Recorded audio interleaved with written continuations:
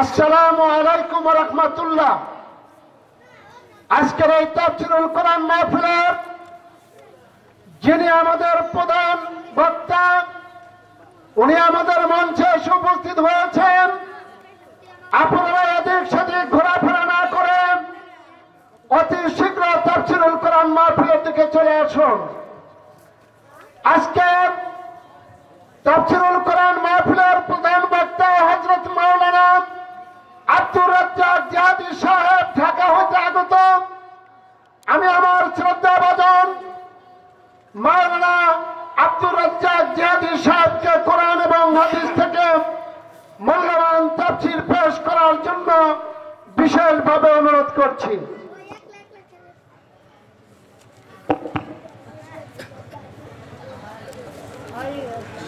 السلام عليكم ورحمة الله تعالى وبركاته. إن الحمد لله الأكرم الذي خلق الإنسان وكرم وعلمه من البيان ما لم يعلم، فسبحان الذي لا يحصى امتنانه باللسان ولا بالقلم. نشهد أن لا إله إلا الله وحده لا شريك له، ونشهد أن سيدنا وسندنا وحبيبنا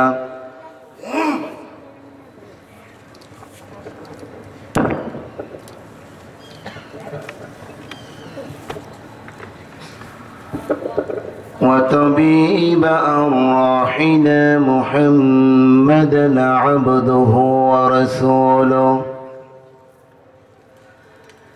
الذي أرسله بالحق بشيرا ونذيرا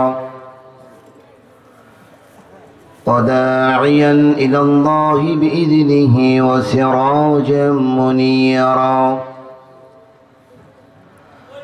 فقد قال الله تعالى في كلامه المجيد وبرهانه التوحيد: أعوذ بالله من الشيطان الرجيم. بسم الله الرحمن الرحيم.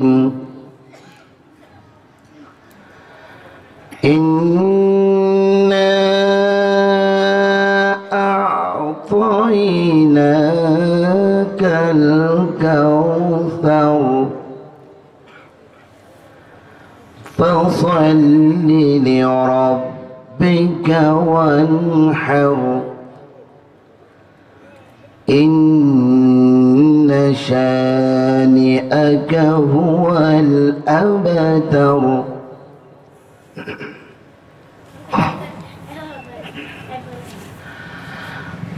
إنا أعطيناك الكوثر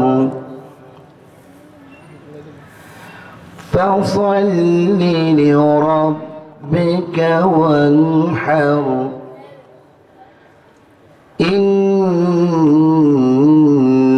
شانئك هو الأبتر. صدقت يا ربنا. عن علي رضي الله تعالى عنه قال: قال النبي صلى الله عليه وسلم: يوشك آياتي على الناس جمل الله يبقى من القرآن إلى الإسلام إلى اسمه مساجدهم عامرة ويخرب من الهدى أولئك شر من تهديد السماء من عندهم تخرج فتنتهم وفيهم تعود وقال تعالى في شان رسوله إن الله وملائكته يصلون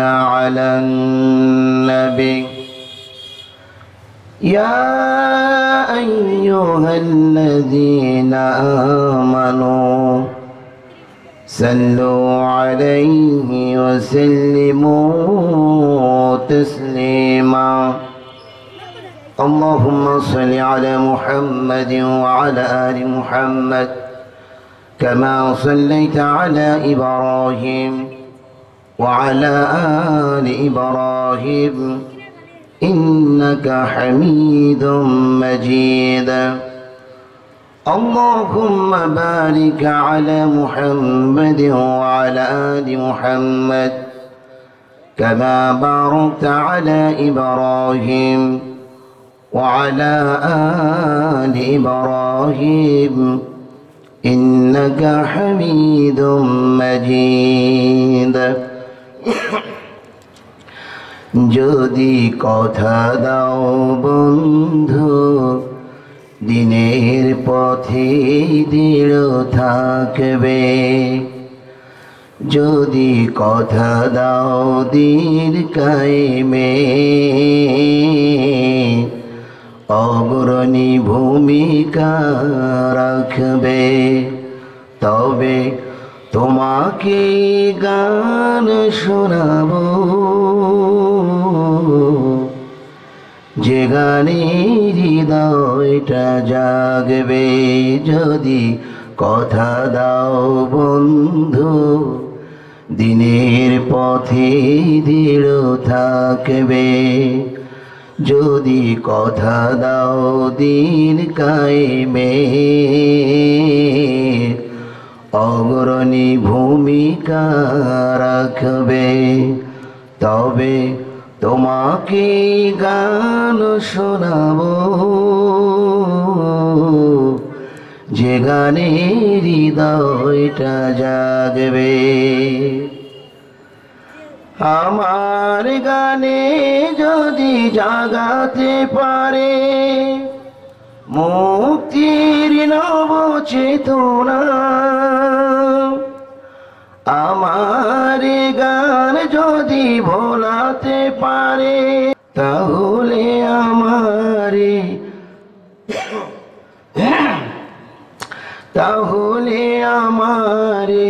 কণ্ঠ তাহলে আমারে কণ্ঠ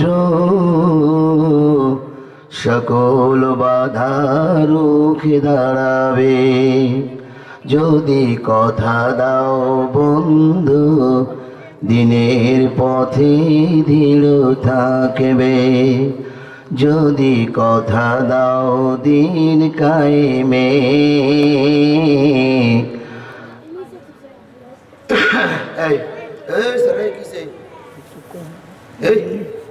বিয়ে করবি করবি বলে মার হাবা বলেন না বেটা মার হাবা আর একটু ধরে বলেন দিয়ার কালিয়া পশ্চিমপাড়া জামে মসজিদের উদ্যোগে তৃতীয় বার্ষিকী তাফসীরুল কোরআন মাহফিলের আজকের সুনামধন্য সভাপতি জনাব হাফেজ মাওলানা মুফতি নেসার বিন হারুন কাশেমি আপনি এত বড় একজন আলেম ওনাকে বসায় রেখে আমি কথা বলছি আসলে আমরা দুজনে আমি আলেম দাবি করি না নিজেকে ক্ষুদ্র একটা মানুষ আল্লাহ আমাকে সম্মান দিয়েছে আপনাদের এলাকায় নিয়ে আসছে মুফতি মানুষ মাসালাবিদ বড় বড় কিতাবাদি ওনারা ঘেটেছে আপনাদের এলাকার নক্ষত্র এত বড় একজন আলেম আমি পাশে পেয়েছি এত সুন্দর করে আলোচনা আপনাদেরকে শুনিয়েছেন সম্ভবত আপনাদের মসজিদের খতিব এলাকার মসজিদের খতিব যে মসজিদে হক্কানি একজন আলেম থাকে যে এলাকায় একটা হক্কানি আলেম থাকে আল্লাহ তাআলা ওই আলেমের ওসিলা করে বড় বড় গজব নাজিল করে না সুবহানাল্লাহ বাড়ি যাবেন। এই ভাইটাকে আপনারা পেয়ে খুশি না বেজার? খুশি না বেজার? এই খুশি তো হবে, একটু জোরে বলেন তো, খুশি না বেজার? মাশাআল্লাহ। আতাল্লাহু উমরা ফি হায়াতি, সকলে বলছি আমিন। আজকের এই প্রধান অতিথি জনাব ইঞ্জিনিয়ার মোহাম্মদ আরিফুল ইসলাম, সভাপতি অত্র মসজিদ। মাশাআল্লাহ, এতগুলো দামি দামি লোক মসজিদ কমিটিতে রয়েছে। আমি তো এতগুলো ওয়াজ করলাম, জীবনে কোনো মসজিদের সভাপতি শিক্ষিত পাইনি। অধিকাংশ মসজিদের সভাপতিগুলো জোর করে মসজিদের দায়িত্ব নেওয়ার জন্য বসেছিল। এই 16-17 বছরে কিছু বলা যায় না, যা মন চায় তাই করেছে। ভুল বললাম না তো? কি ভাই ঠিক বলেছি? আমার ভাই ইঞ্জিনিয়ার সাহেব আরিফুল ইসলাম অত্যন্ত শিক্ষিত একজন মানুষ, আপনাদের মসজিদের সভাপতি পেয়েছেন। আমরা দোয়া করি আল্লাহ যেন আপনাদের এই মসজিদে, শুধু আপনাদের মসজিদ নয়, এলাকার সমস্ত মসজিদগুলোই একজন সুশিক্ষায় শিক্ষিত মানুষ দায়িত্ব পাক, সভাপতি হোক বা সেক্রেটারি হোক, যে কোনো জায়গায় দায়িত্ব নিয়ে মসজিদের উন্নয়নমূলক কাজ হোক। আল্লাহ তাআলার কাছে আমরা দোয়া করি, সকলে বলছি আমিন। সন্ধ্যা থেকে এই পর্যন্ত আপনাদের সামনে কোরআন থেকে আলোচনা করেছেন হাফেজ মাওলানা মুফতি জহুরুল ইসলাম, ঢাকা থেকে এসেছেন। এরপরে কুয়াকাটা থেকে এসেছেন হাফেজ মাওলানা মাহমুদুল হাসান ফেরদৌস সাহেব। আমি ওনার পুরো বক্তব্যগুলো শুনেছি। অত্যন্ত কোরআন হাদিস দ্বারা সুন্দর কথা বলেছেন, আমলের কথাগুলো বলেছেন, মা বাবার কথা বলেছেন, অনেক সুন্দর আমলের কথাগুলো বলেছে। যদি হাজারো কথার মধ্যে একটা কথা আপনারা আমল করেন, কিয়ামতের ময়দানে উনি যেমন সব পাবে, আপনাকে আল্লাহ তাআলা নাজরা দিয়ে দেবেন। আমরা কি আমল করতে পারবো তো ইনশাআল্লাহ? নাকি এইখানে শুনবো, বাইরে গেলে সব শেষ? কি বাইরে শেষ করে দেব? সবাই শুনবো। এখানে অনেকগুলো নাম আসছে বিশেষ অতিথি, এতগুলো নাম বলতে গেলে মাহফিলের অনেকটা 12টা বেজে যাবে। তো আপনারা এরপর আমাকে পেয়েছেন, খুশি না বেজার? খুশি না বেজার? মাশাআল্লাহ, অনেক লোক হয়েছেন আপনারা। আমি সবচাইতে খুশি হয়েছি ভাই বনে আমিন, খুব ভালো মনের মানুষ, আলেমদেরকে অত্যন্ত কদর করে, আপনাদের এলাকার কৃতি সন্তান। ঠিক আমি যে এলাকায় মসজিদ চালাই সেখান থেকে একটু দূরে। যাই হোক, ওনার মাধ্যমে আমি এখানে এসেছি, যোগাযোগের মাধ্যমে আমি এসেছি। আল্লাহ আমাকে সুস্থ অবস্থায় নিয়ে এসেছেন। কিছু কথা বলবো। আমি দোয়া করি আমার বনে আমিন ভাইয়ের জন্য, বিশেষ করে আমজাদ ভাইয়ের জন্য। তারা যে এত সুন্দর একটা আয়োজনের স্থান পেয়েছে, যোগ্যতা প্রমাণ করতে পেরেছে, এটি আসলে সবার দ্বারা সম্ভব হয় না। ভালো কাজ সবাইকে দিয়ে আল্লাহ করায় না। কথা বলে না? আসলে আপনাদের শীত লাগছে নাকি ভাই? যে কয়জন লোক আছেন একটু যদি হা হু বলেন, অল্পতে মাহফিল শেষ হয়ে যাবে। বেশি কথা বাড়াবো না। তো আমরা ভাইদের জন্য দোয়া করি, সবার জন্য দোয়া করব। আখিরি মোনাজাত করে এখান থেকে চলে যাব। সবাই রাজি আছেন তো? কে কে আখিরি মোনাজাত না করে যাবেন হাত তোলেন তো। মাশাআল্লাহ, কয়েকজন তুলছে।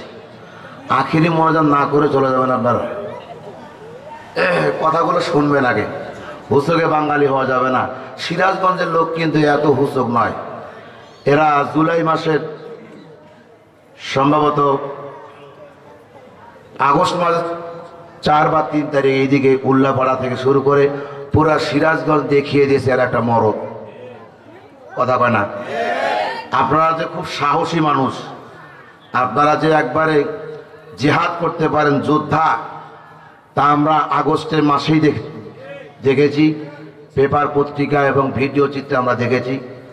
আপনাদের সাহস আছে। সেই সাহস যারা তাকবীর দিতে পারবেন তো ইনশাআল্লাহ? পারবেন ইনশাআল্লাহ? দেখি কেমন পারেন। লিল্লাহি তাকবীর। আর একটু লিল্লাহি তাকবীর। মাশাআল্লাহ। আপনারা ওয়াদা দিয়েছেন আখিরি মোনাজাত পর্যন্ত থাকবেন। দেখুন, আমরা আব্দুর রাজ্জাক জিহাদির জন্য এখানে আসিনি। আমরা নেসার উদ্দিন মুফতি নেসার বিন হারুন কাশিম ভাইয়ের জন্য আমরা এখানে আসিনি। আমরা এসেছি একমাত্র শুধুমাত্র কেবলমাত্র কার উদ্দেশ্যে? কোরআনের উদ্দেশ্যে। কার উদ্দেশ্যে ভাই? কথা বলবো কোরআন থেকে, শুনবো কোরআন থেকে। কিসসা কাহিনীর সময় এখন আর নয়, বাস্তবতা নিয়ে কিছু কথা বলবো। তাফসীর অত্যন্ত গুরুত্বপূর্ণ একটি কথা। এটি আসলে তাফসীর মাহফিল দিয়ে আমরা কিসসা কাহিনী বলে সময়গুলোকে শেষ করে দেওয়ার কারণে আজকে আমরা মুসলমান বিভ্রান্ত হয়ে আছি। সঠিক কথাগুলো, তথ্যগুলো আমরা কোরআন থেকে প্রকাশ না করাই অনেক আলেমরা আমরা এই কাজগুলো করে থাকি। তো আজকে কি আমরা কোরআন থেকে শুনবো নাকি কিসসা কাহিনী শুনবো? কোরআন থেকে থাকবে না সবাই ইনশাআল্লাহ? শেষ পর্যন্ত থাকবে তো ইনশাআল্লাহ? দেখুন, ঢাকা শহরে একটা করে দিয়েছে। আপনি ভেবেছেন যে কোরআনে নাই এই কথাগুলো? আহা, কোন কিতাব পেয়েছি আমরা?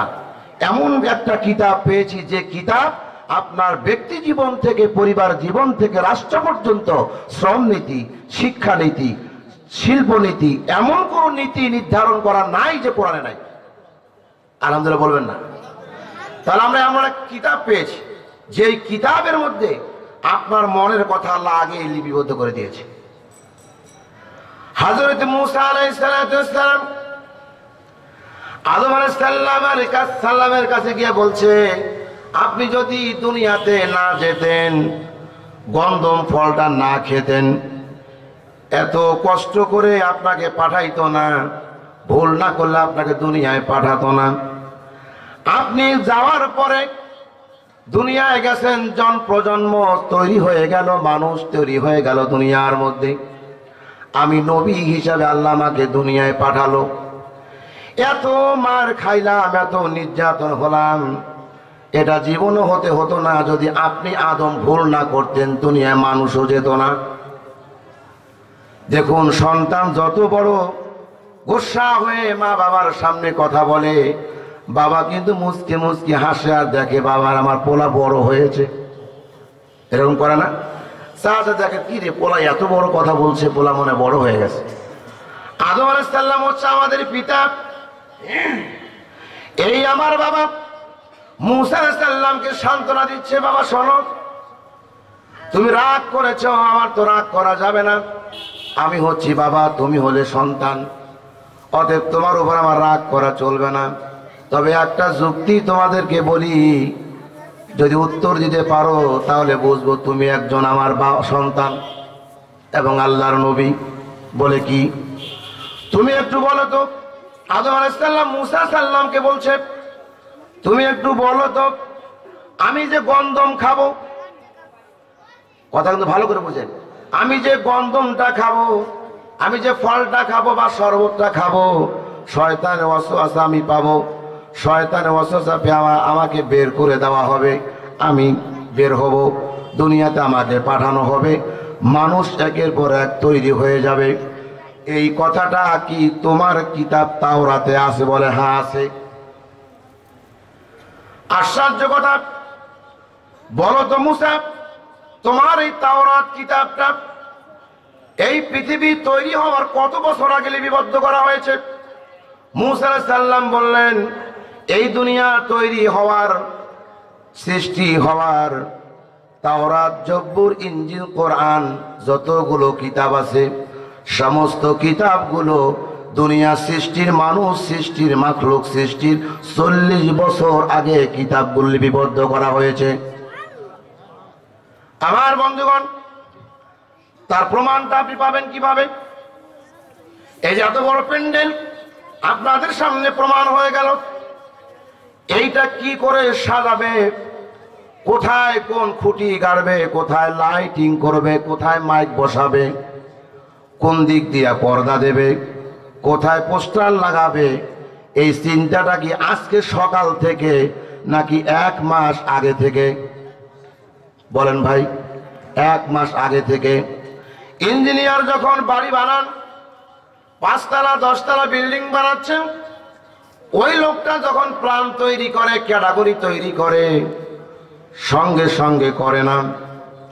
ওই ক্যাটাগরি তৈরি করে নিম্নে, বাড়ি তৈরির 1-2 মাস আগে তৈরি করে কিভাবে ঘর হবে, কোথায় ডাইনিং রুম হবে, কোথায় থাকার রুম হবে, কোথায় গেস্ট হাউস হবে, সবগুলো প্রায় 1 থেকে 2 মাস আগে ইঞ্জিনিয়ার লিপিবদ্ধ করে লেখা হয়। ঠিক তেমনি পৃথিবী তৈরি হওয়ার প্রায় 40 বছর আগে এই কিতাবগুলো আল্লাহ লিপিবদ্ধ করেছেন, লৌহে মাহফুজে রাখা হয়েছিল। একটা একটা করে আয়াত বাইতুল মামুরে চলে আসলো। আমার বিশ্ব নবীর দরবারে কোরআনগুলো নাজিল হয়ে গেল। প্রেক্ষাপট অনুযায়ী যেখানে যা লাগে, যেই আয়াতটা লাগে, আল্লাহ সেই আয়াতটা বিশ্ব নবীর দরবারে হাজির করলেন ফেরেশতার মাধ্যমে। ঠিক তেমনি মুসাকে বললাম, মুসা 40 বছর আগে যদি কিতাব তোমার লিপিবদ্ধ হয়, আমি যে ভুলটা করব তাহলে ভুলের কথাটা 40 বছর আগে লিপিবদ্ধ হয়েছে। ঠিক না ঠিক? আদম আলাইহিস সালাম যুক্তি দেখাই দিলেন, 40 বছর আগে কিতাবে আমার তোমার কিতাবে লাগা হয়েছে, আরো যতগুলো কিতাব আসবে সমস্ত কিতাবে এই কথাটা লেখা আছে। তার মানে সর্বশেষ কিতাবের নাম কি বলেন তো? একটু জোরে বলেন না। মনে রাগ করছে নাকি? ভালো লাগছে নাকি নেমে যাব? একটু কথা বলেন না। শেষ কিতাবের নাম কি? সর্বশেষ কিতাবের নাম কি? সমাধান চাও যদি জীবনে মরণে, ফিরে যাও খুঁজে নাও চোখ রাখো কোরআনে।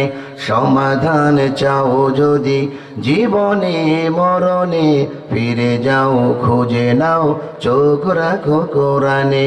If you want the solution this dunya and akhirah, go back abalo to the holy Quran. Subhanallah. বলেছিলাম কোরআনে নাই এমন কোন জিনিস নাই। আপনি আপনার ব্যক্তি জীবন থেকে, পরিবার জীবন থেকে, রাষ্ট্র জীবন, স্বরাষ্ট্র পররাষ্ট্র নীতি, যত প্রকার নীতি কোরআনে আল্লাহ লিপিবদ্ধ করেছে। ও মুসা, তাওরাতে তোমার লেখা হয়েছে, ভুলটা আমি কত আগে করেছি। তোমার কিতাব নাজিল হওয়ার আগে আমি এই ভুলটা লেখা আছে। তাহলে বোঝা গেল এই ভুলটা আল্লাহ অনেক আগেই লিখেছেন। শয়তানকে জিন থেকে ডেকে এনে ইবলিস বানানো হবে, আর আমি আদমকে ভুল করব। আমি আল্লাহ আমাকে দুনিয়ায় পাঠাবে, আর আমি আল্লাহর দুনিয়ায় যাওয়ার পর একের পর এক প্রজন্ম চলে আসবে, মানুষ প্রসারিত হয়ে যাবে, জায়গায় জায়গায় মানুষ হয়ে যাবে। এখানে দোষ আমার নয়, দোষটা তোমার আমার প্রভুর, যিনি শিক্ষা দেওয়ার জন্য এই কাজটা করেছে। এখন বলবেন তাহলে আল্লাহ কি ভুল করেছে না? বন্ধুগণ, সমস্ত নবীকে আল্লাহ ভুল শিখিয়েছেন। প্রত্যেকটা নবীকে একটা না একটা ভুল করিয়েছেন। কেন করেছেন জানেন? যেখানে ভুল সেখানে শিক্ষা। ঠিক না বেঠিক? আদম আলাইহিস সালাম ভুল করেছেন, আল্লাহ শিখাই দিল, রব্বানা ظلمنا أنفسنا وإن لم تغفر لنا وترحمنا لنكونن من الخاسرين। আদম ভুল করেছিস, দোয়া কর, তোর প্রভুর দরবারে দোয়া কর, রব্বানা, হে আমার রব, জালামনা, জুলুম করেছি, নফসি, নফসের প্রতি। আদমকে আল্লাহ শিখিয়ে দিলেন দোয়াটা। এই রব্বানা যালামনা আনফুসানা, এই দোয়াটা কি কোরআনে আছে না নাই? কথা বলে আছে না নাই? এই দোয়াটাই আমাদেরকে বলল, তুমি ভুল করেছো। ও গোলাম, তাহাজ্জুদের সময় তুমি উঠো, গভীর রজনীতে উঠার পর তুমি শুধু বলো, আল্লাহুম্মা, হে আমার রব, ইন্নী, নিশ্চয়, জালামতু, জুলুম করেছি, নফসি জুলমান কাসীরা, এমন বড় জুলুম করেছি আল্লাহ, ওয়ালা ইয়াগফিরুয যুনুবা, যদি আপনি আমাকে মাফ না করেন, ইল্লা আনতা, কে আছে আমাকে মাফ করবে? এমন ভাবে দোয়া আল্লাহ আমাদের শিখিয়ে দিলেন। তাহলে বোঝা গেল বিশ্ব নবী থেকে শুরু করে যতগুলো নবী দুনিয়ায় এসেছেন, সমস্ত নবীকে ভুল শিখিয়েছেন, কিন্তু একটা নবীকে জীবনও কোনোদিন ভুল শিখান নাই। তার নাম, সেই নবীর নামটাকে একটু বলেন তো। মুহাম্মাদুর রাসূলুল্লাহ। ওনার ডানে বামে সামনে পিছনে উপরে নিচে কোথাও ভুল পাবেন না। আল্লাহু আকবার। এমন একটা মানুষকে আল্লাহ আমাদেরকে দিয়েছে উম্মত হিসাবে, আমরা তার উম্মত হয়েছি। এই ধারাবাহিক আলোচনাগুলো আমি নিয়ে যাচ্ছি। মানুষ মনে করে আমরা পূর্বেই ভালো ছিলাম, জাহিলি যুগ যখন ছিল নারীরা বেপরোয়া হয়ে দুনিয়ায় বিচরণ করেছিল, পর্দা কি জিনিস তারা কিন্তু জানতো না। উলঙ্গ হয়ে গোসল করত, গোসল করে উলঙ্গ হয়ে গোসল করা খারাপ বিষয়টা কেউ বুঝতো না। এইভাবে আস্তে আস্তে ধারাবাহিকভাবে মানুষের পরিবর্তন আসছে কিতাব বাই কিতাব। বন্ধু আদম আলাইহিস সালাম চলে গেল, আসলো শেষ পয়গম্বর। এইভাবে আস্তে আস্তে চলে আসলো অনেক পয়গম্বর। সমস্ত মানুষকে আল্লাহ রাসূলকে সমস্ত নবী রাসূল দ্বারা কালেমার দাওয়াতটাকে প্রসারিত করলো, সারা দুনিয়ায় আল্লাহর কালেমা ছড়িয়ে পড়লো। কিন্তু বন্ধু আমরা রেডিমেড ইসলাম পেয়েছি, এত সুন্দর একটা ইসলাম পেয়েছি, বাজারে গেলাম একটা জুব্বা সেলাই রেডিমেড সেলাই করে রেখে দিয়েছে, আনলাম গায়ে দিলাম, জব্বার মালিক হয়ে গেলাম। কিন্তু আপনি কখনো ভাবেন নাই এই জব্বাটা কাটতে সেলাই করতে একটা দর্জির কত পরিশ্রম হয়েছে। এই পরিশ্রম সম্পর্কে আমাদের জ্ঞান থাকলে বুঝতে পারতাম যারা জব্বা সেলাই করতে কি লাগে। আমার বন্ধুগণ, আবু যর গিফারি রাদিয়াল্লাহু তাআলা হাদিসটি বর্ণনা করেছেন। আলী রাদিয়াল্লাহু তাআলা বুখারী শরীফের বিশাল একটি বিস্তৃত হাদিস। আবু হুরায়রা থেকে বর্ণনা করেছেন হাদিসটি। আবু যর গিফারি রাদিয়াল্লাহু তাআলা আনহু যখন ইসলাম গ্রহণ করবেন মনস্থ করলেন কিভাবে আমি ইসলাম গ্রহণ করব। যদি ইসলাম গ্রহণ করতে চাই পরিবার বাধা দিচ্ছে, বিভিন্ন সমাজের লোকজন বাধা হয়ে দাঁড়াচ্ছে, কিভাবে আমি ইসলাম গ্রহণ করব। এমনি ভাবে ছোট্ট ভাই ব্যবসায় জড়িত ছিল সিরিয়ার মধ্যে। ব্যবসা করতে করতে আবু যর গিফারি তার ছোট্ট ভাইকে বলে, ছোট ভাই তুমি তো কাবা গৃহের কাছাকাছি কোরাইশ বংশে চাও, মাঝে মাঝে যাচ্ছ, আচ্ছা বলো তো আব্দুল্লাহর পোলা নামে একটা মুহাম্মদ নামে একটা ছেলে আছে, ওই ছেলে নাকি নবী দাবি করেছে, ওই লোকটার চরিত্র কেমন? ছোট ভাইয়ের কাছে বড় ভাই আবু যর গিফারি জানতে চাচ্ছে কেমন চরিত্রের মানুষ ছিল। এবার ওই লোকটা বর্ণনা করছে, ভাই আমি আমার জীবনে এত ভালো মানুষ কখনো চোখে দেখি নাই। যাই হোক না বন্ধু, সুন্দর বর্ণনা পাইলেন। আবু যর গিফারি চিন্তা করে না আমি আর বসে থাকবো না, আমাকে যেভাবে হোক কালেমা গ্রহণ করতে হবে, বিশ্ব নবী মুহাম্মদুর রাসূলুল্লাহ সাল্লাল্লাহু আলাইহি সাল্লামের আদর্শ আমি লালন করব। এই নিয়ত করে তিনি চলে গেল কুরাইশ বংশের দিকে। কুরাইশ বংশে যাবে এমন এক সময়, এমন এক পরিস্থিতি, মানুষ প্রকাশ্যে কালেমা গ্রহণ করতে পারে না। কেউ যদি কালেমা প্রকাশ্যে গ্রহণ করে গোপনে করে তাকে ধরে আবু জেহেলের গোষ্ঠীরা মেরে ফেলতো, দুনিয়া থেকে উৎখাত করত, নির্যাতনের স্টিম রোলার তার উপর চাপিয়ে দিত। আবু যর গিফারি চিন্তা করে এমন এক সিচুয়েশন আমি কিভাবে এখানে কালেমা গ্রহণ করব, কৌশল অবলম্বন করছে। রাস্তার পাশে কুরাইশ বংশের এলাকার এসে আরব দেশে এসে একটা বৃক্ষের নিচে বসে পথিকের মতো বসে থাকলো। আজ যায় কাল যায়, কেউ তার খোঁজ খবর নেয় না। কিন্তু একজন মানুষ হযরত আলী রাদিয়াল্লাহু তাআলা আনহু বাড়ি থেকে বের হলেন মসজিদে নামাজ পড়ার জন্য, মসজিদে নববীতে যাবেন। তার বাড়ির রাস্তায় আবু যর গিফারি বসলেন। আবু যর গিফারি জানতো না এর নাম আলী, আর ইনি হচ্ছে বিশ্ব নবীর মেয়ের জামাই। আর তখনও আবু যর গিফারি জানতো না তিনি এমনি বসে আছে, কোন একটা ভালো মানুষ পাবো তার সোয়াসে পেয়ে আমি কালেমার কথাটা বলবো, আমি বিশ্ব নবীর দরবারে যেতে চাই, এই কথাটা কার কাছে বলবো, মানুষ খুঁজে বেড়াচ্ছে। চুপ করে বসে আছে আলী। বলছে, আবু আপনি কে? ও পথিক আপনি এখানে কি করছেন? কাকে চান? কেন বসে আছেন বলেন? আবু যর গিফারি চিন্তা করে লোকটাকে যদি বিশ্বাস করে বলি মুহাম্মদ নামের একজন নবী নাকি এখানে আছে, আমি তার কালেমা গ্রহণ করার জন্য আসছি, অতএব ওই লোকটার দরবারে আমি যেতে চাই। যদি এই লোকটা আবু জেহেলের লোক হয় তাহলে তো আমার এখানে শেষ করে ফেলবে। ভয় আছে না নাই? ও বন্ধু, কৌশলগতভাবে এড়িয়ে গেলেন, কোনো কথা বললেন না। আলী রাদিয়াল্লাহু তাআলা চলে গেলেন মসজিদে, নামাজ পড়লেন, আবার বাড়িতে চলে আসলেন। দ্বিতীয় দিন দেখলেন লোকটা ওখানেই বসা। এবার আলী জম ছাড়ে তো হাম ছাড়েঙ্গে ন। আলী বলছে এবার আজকে ছাড়বো না, লোকটা শুনতেই হবে লোকটা এখানে কি করছে। চেপে ধরল, ভাই কে আপনি বলেন?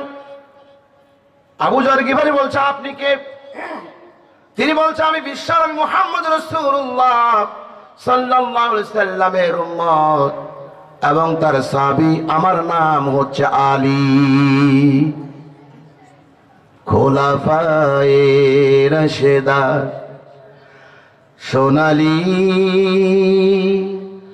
দিন কেন যে ফিরে আর আসে না, সকলেই পেয়ে তার। আমার আসলে মাইক বান কই যা ঘুমাইছে। আচ্ছা আচ্ছা, একটু ইকুটা কমাই দাও ভাই। লা ইলাহা ইল্লাল্লাহ, লা ইলাহা ইল্লাল্লাহ, লা ইলাহা ইল্লাল্লাহ। বাস, গুড। ইলাহা ইল্লাল্লাহ, লা ইলাহা ইল্লাল্লাহ, মুহাম্মাদুর রাসূলুল্লাহ। আবু যর গিফারি বলছে এইবার আমি আসল মানুষটা পেয়ে গেছি, যার মাধ্যমে বিশ্ব নবীর দরবারে যাব। ওই লোকটার কাছে আমার দিকে যাইতেই পারলে তো আমি সফল। আলী, আমার নাম আবু যর গিফারি, আমি আসছি কালেমা গ্রহণ করার জন্যে। যিনি নবী দাবি করেছেন বিশ্ব নবী মুহাম্মদ রাসূলুল্লাহ সাল্লাল্লাহু আলাইহি সাল্লাম, আমি তেনার কাছে যাব, আমাকে নিয়ে চলো। আলী বলছে ভাই, এমন এক পরিবেশে আমরা বসবাস করছি, প্রকাশ্যে বিশ্ব নবীর দরবারে যদি আপনাকে নিয়ে যাই আর কেউ যদি আবুদের লোক দেখতে পায়, দেখার সঙ্গে সঙ্গে ওদের মাথা চিন্তা পড়বে লোকটা কে, নতুন লোক আলীর সঙ্গে কেন, বিশ্ব নবীর দরবারে কেন, অনেক প্রশ্নের সম্মুখীন হতে হবে। এখন কৌশল অবলম্বন করতে হবে। আপনি আমার বাড়িতে এখন চলেন, বাড়িতে যাওয়ার পর রাত যখন ঘনিয়ে আসবে, সন্ধ্যা হয়ে যাবে, আমরা দুজন আমার বাড়ি থেকে বিশ্ব নবীর দরবারে যাব। কালেমা গ্রহণ করেছিল তারা, কত পরিশ্রমের মাধ্যমে, কত কষ্ট হয়েছিল তাদের। বিশ্ব নবীর দরবারে একজন মানুষ যাবে, পাহারা ছিল আবু জেহেলের লোকজন, যাতে কেউ আর এসে কালেমা গ্রহণ করতে না পারে। আজ আমরা সেই কালেমা নিয়ে কত সুন্দর কালেমা পড়েছি, জিকির করি লা ইলাহা ইল্লাল্লাহ। সালাত শেষ করে আমরা জিকির করছি লা ইলাহা ইল্লাল্লাহ। কত সুন্দর করেছি। কেউ যদি সুন্দর আকারে জিকির করে, মানুষ ভাবে কত সুন্দর জিকির হলো। এই সুন্দর জিকিরটা কিভাবে পরিবেশ আমরা পেয়েছি, এই মানুষগুলোর একটারও চিন্তা করায় না। আবু যর গিফারি সন্ধ্যা হয়ে গেল। আলী বলছে ভাই, আমি সামনের দিকে যাব, আপনি আমার পিছনে পিছনে বেশ কিছু দূরত্ব রাখবেন। দূরত্ব রাখার পর আমি যখন কোনো বিপদ দেখব, আবু জেহেল বা কোনো মুশরিকের লোকজন আমরা দেখতে পাবো, আমি জুতা ছিঁড়ে যা গেছে এরকম একটা ভাব নিয়ে বসে যাব। আপনি তখন বুঝতে পারবেন যে বিপদের সম্মুখীন হয়েছি। আপনি আস্তে করে হেঁটে আমাকে পার হয়ে চলে যাবেন। আপনি কথাটা কি বুঝছেন? তাহলে কত কৌশল অবলম্বন করতে হয়েছে এই কালেমাটা প্রতিষ্ঠিত করতে গিয়া। এই কালেমাটা প্রতিষ্ঠিত করতে গিয়ে, কালেমাটা আমাদের কাছে পৌঁছাতে গিয়ে সাহাবীদের কত কষ্ট করতে হয়েছে, একে আপনি বুঝতে পেরেছেন? জুতার সেলাই, জুতা ছিঁড়ে গেছে, জুতা ঠিক করার জন্য আমি একটু বসবো, আর আপনি আস্তে করে আমাকে পার হয়ে যাবেন। যদি বুঝতে না পারেন, আপনি আমার লোক বা আমি আপনার লোক, দিক নির্দেশনা দেখিয়ে দিল, এখান থেকে চলে যাবেন, পাশে আছে বিশ্বনবী বসা, আপনি সেখানে ঢুকবেন, পরে আমি চলে যাব। বিশ্বনবী কালেমার ব্যাপারটা কেন বলতে শোনেন, আমার আলোচনার মূল অংশগুলো সামনে আছে, এই জন্য এই কথাগুলো নিয়ে যাচ্ছি, একটু মনোযোগ সহকারে শুনবেন। কষ্ট হচ্ছে না তো? কষ্ট হচ্ছে না তো?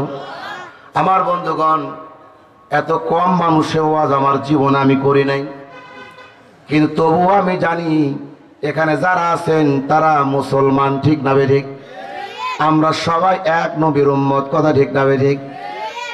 আমার রব কয়জন? কয়জন? আমার কোরআন কয়টা? আমরা সবাই কিন্তু মুসলমান। কোরআনের কথা বলছি মাত্র, যতগুলো লোক আছেন একটা কথা যদি আমল করেন, বিবেকের সাথে মিলাইয়া বাড়ি থেকে চিন্তা করেন যে আব্দুর রাজ্জাক জিহাদি কি বলে গেল, যদি এই চিন্তা করেন আর টেন্ডেন্সি পরিবর্তন হয়ে যায়, আল্লাহর কসম করে বলি ওই লোকটার জন্য হলো আল্লাহ আমাকে কিয়ামতে নাজাত দিয়ে দেবে। আপনিও হলেন, আমিও হলাম। তাহলে কথাগুলো, কোরআনের কথা শোনা লাভ আছে না লস আছে? যারা বাইরে দাঁড়িয়ে আছে বাজারে, যারা মিষ্টি খাচ্ছে, চা খাচ্ছে, ডান বামাতে সিগারেট নিয়ে গল্প করছে, ওরাও কিন্তু মুসলমান। এখানে হিন্দু ভাইয়েরা হয়তো বা আসে নাই, ওরাও মুসলমান, আপনারাও মুসলমান, আমরা মুসলমান। আমরা কত সুন্দর পরিবেশে জান্নাতের বাগানে বসে আছি, আর ওরা বাজারে দোকান ঘাটে গল্প করে সময়গুলো কাটাচ্ছে। কত নিমক হারাম এই মানুষগুলো, আপনি কি বুঝেন? এই মাহফিলটা 1 মাস ধরে প্রস্তুতি চলছে, পোস্টার করা হয়েছে, ব্যানার করা হয়েছে, ওই লোকগুলোও জানে, আপনারাও জানেন। আপনারা জেনে সবাই বসেছেন, আর ওরা জেনে শুনে রাস্তায় বসে, চায়ের দোকানে বসে গল্প করছে। এরা মানুষ নয়, এরা হচ্ছে অমানুষ। রাগ করলেন নাকি? যারা কোরআনকে সম্মান করে না, কোরআনের মর্যাদা সম্পর্কে জানে না, কোরআন কিভাবে সম্মান করতে হয়, এত সুন্দর পরিবেশ। গতকালকে এই জায়গাটার মধ্যে পোলাপান খেলাধুলা করেছে, মনে করে নাই? আজকে কত সুন্দর একটা পরিবেশ, একটা কারণ, তার নাম হচ্ছে কোরআন। বন্ধুগণ, বিশ্বনবী গভীর রাত ঘরের মধ্যে শুয়ে বলেন, আল্লাহ তাআলা আয়াত নাজিল করলো, হুয়াল্লাযী আরসালা রাসূলাহু বিল হুদা ওয়া দীনিল হক লিইয়ুযহিরাহু আলাদ দীনি কুল্লিহি ওয়ালাউ কারিহাল মুশরিকুন। হে নবী, আমি আপনাকে পাঠিয়েছি নবী রাসূল বানিয়ে। কেন জানেন? কেন পাঠিয়েছেন? বিশ্বনবী বলছে কেন পাঠালেন? ফেরেশতা বলছে উঠুন, বিছানা থেকে আপনি উঠুন, আপনি একটু বিছানা থেকে আলাদা হয়ে যান। কেন? তাড়াতাড়ি করে এই মুহূর্তে কালেমা প্রচার করেন। রাত হয়ে গেছে, তাতে কি হয়েছে? দিন রাত নয়, কালেমার পিছনে বিশ্বনবী পরিশ্রম করেছে। বন্ধু, গভীর রাত আয়াত নাজিল হয়ে গেল সূরা সাফ থেকে। এইবার যখন চিন্তা করলো কার কাছে কালেমাটা নিয়ে যাব, সবাই তো বিমুখ হয়ে আছে। মুসলিময় কয়েকজন লোক কালেমা গ্রহণ করেছে। আমার দায়িত্ব তো আমাকে আল্লাহ দিয়েছে, রাসূল হিসেবে পাঠিয়েছে কালেমা প্রচার করার জন্য। গভীর রাত আবু জেহেলের বাড়িতে চলে গেল। প্রধানমন্ত্রী আবু জেহেল, রাষ্ট্রপ্রধান, সংসদের মালিক, জনগণের মালিক দাবি করে। আবু জেহেলের বাড়িতে চলে গেল। যাওয়ার পর গেটের সামনে ডাক দিল। সিকিউরিটি বলছে, কে, কাকে চাও? বলছে, তুমি কি আমাকে চেনো না? আমি হচ্ছি মুহাম্মদ সাল্লাল্লাহু আলাইহি ওয়াসাল্লাম। কি চাও? আমি একটু চাচা আবু জেহেলের সঙ্গে দেখা করব। বন্ধুগণ, আবু জেহেল কিন্তু আপন চাচা ছিল না বিশ্বনবীর, গ্রাম্য চাচা ছিল, পার্শ্ববর্তী চাচা। কিন্তু আবু জেহেল নিজের চাচার চেয়ে বিশ্বনবীকে মহব্বত করত, কারণ তার চরিত্র এবং তার ক্যারেক্টারগুলো আবু জেহেলের কাছে পছন্দ হয়েছিল। ওই আবু জেহেলের নাম দিয়েছিল আল আমিন, বিশ্বাসী। এত মহব্বত করার পর লোকটা কালেমা যখন নিয়ে গেল, ঘরের সামনে যাবে, সিকিউরিটি ঢুকতে দিচ্ছে না। বাহির থেকে আবু জেহেলের কানে বিশ্ব নবীর কণ্ঠ আবু জেহেলের কানে চলে গেল যে মুহাম্মদের পোলা আব্দুল্লাহর পোলা মুহাম্মদ এসেছে মনে হয়। বারান্দায় ডেকে সিকিউরিটিকে বলছে তাকে আসতে দাও। আশা হলো, বিশ্বনবীর সামনে আসলো। আসার পর বলছে, মোহাম্মদ কি হয়েছে বাবা, এত রাত তুমি কি চাও?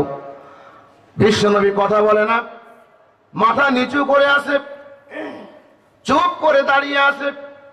এবার আবু জাহেল বলছে, ভাস্তা আমি বুঝতে পেরেছি তোমার মা ছোট্টবেলায় দুনিয়া থেকে বিদায় হয়ে গেছে, হয়তো তোমার মায়ের কথা মনে পড়েছে, মনে কষ্ট নিয়ে হয়তো আমার কাছে সান্ত্বনার জন্য এসেছো। না চাচা, আমি এজন্য আসি নাই। তাহলে বুঝতে পেরেছি গর্ভে থাকতে তোমার বাবা দুনিয়া থেকে বিদায় হয়ে গেছে, হয়তো তোমার বাবার কথা মনে পড়েছে, সান্ত্বনার জন্য হয়তো এসেছো। মোহাম্মদ, কি সান্ত্বনা দিব? বাবা তো দুনিয়া থেকে বিদায় হয়েই যাবে, মানুষ তো চিরদিন দুনিয়ায় থাকে না রে বাবা, কেন মন খারাপ করছো? বাড়িতে গিয়ে ঘুমাও। কিন্তু বলেন তো, বিশ্ব নবী কি সান্ত্বনা পাওয়ার জন্য গেছে? যায় নাই। আপনাদের সিরাজগঞ্জের মানুষগুলো কথাই বলে না, একটু হা হু উত্তর দেবেন। বিশ্ব নবী দাঁড়িয়ে আছে, আবু জাহেল বলছে, বাবারে দুনিয়া থেকে মানুষ একদিন না একদিন চলেই যাবে, মন খারাপ করছো কেন? কি চাও বলো, মুখ খুলে বলো।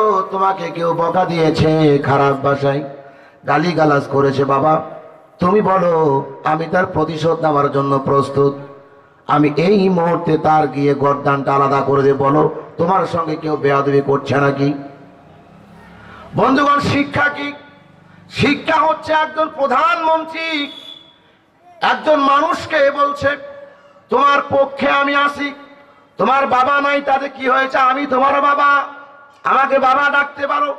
তোমার সমস্ত কষ্ট, দুঃখ, বেদনা আমি আবু জেহেল পাশে দাঁড়িয়ে যাব। মোহাম্মদ, তোমার কোনো চিন্তা নাই, খালি একটা কথা বলো, তোমার কি হয়েছে, মুখ থেকে একটু খুলে বলো বাবারে। আবু জেহেল শোনার জন্য অধীর হয়ে আছে, আর বিশ্ব নবী বলার জন্য অধীর হয়ে আছে, কখন বলবো। এইবার বিশ্বের মাথা উপরে উঠালেন, বললেন, চাচা আমার মা চলে গেছে, মনে কষ্ট নেই নাই, বাবা চলে গেছে, মনে কষ্ট নাই। চাচা আমার সবচাইতে বড় কষ্ট হলো একটা, আপনি হচ্ছেন এই রাষ্ট্রের প্রধানমন্ত্রী, আপনি যদি পরিবর্তন হয়ে যান, যে কোনো সাইড থেকে আপনি যদি পরিবর্তন হয়ে যান, আপনি যদি পরিবর্তনের শির হয়ে যান, পরিবর্তন রাস্তাটুকুন আপনি বেছে নেন, আপনার নিচের যতগুলো মানুষ আছে সবাই আপনাকে দেখে ওই রাস্তায় চলে যাবে। কথা ঠিক না বেঠিক? বিশ্বনবীর কৌশল দেখুন, শুধু লা ইলাহা ইল্লাল্লাহ, নেই কোনো মাবুদ আল্লাহ ছাড়া, আমরা এটাই জানি। ও বন্ধু, কালেমার অর্থ শুধু এটা নয়, আল্লাহ ছাড়া কোনো ইলাহ নাই, কোনো মাবুদ নাই, কোনো দাসত্ব পাওয়ার মালিক নাই, আমরা সবাই এটা জানি। কিন্তু কালেমার অর্থ কি এইটুকুই ক্ষান্ত হুজুর? কালেমার অর্থ কিন্তু এইটুকু নয়, কালেমার অর্থ হচ্ছে আইনদাতা, বিধানদাতা। কোন আইনদাতা নাই, বিধানদাতা নাই, রিজিক দাতা নাই, যা কিছু ঘটে আল্লাহ ছাড়া কারো ক্ষমতা। কিন্তু জনগণ হচ্ছে কি বলেন তো, ক্ষমতার উৎস জনগণ।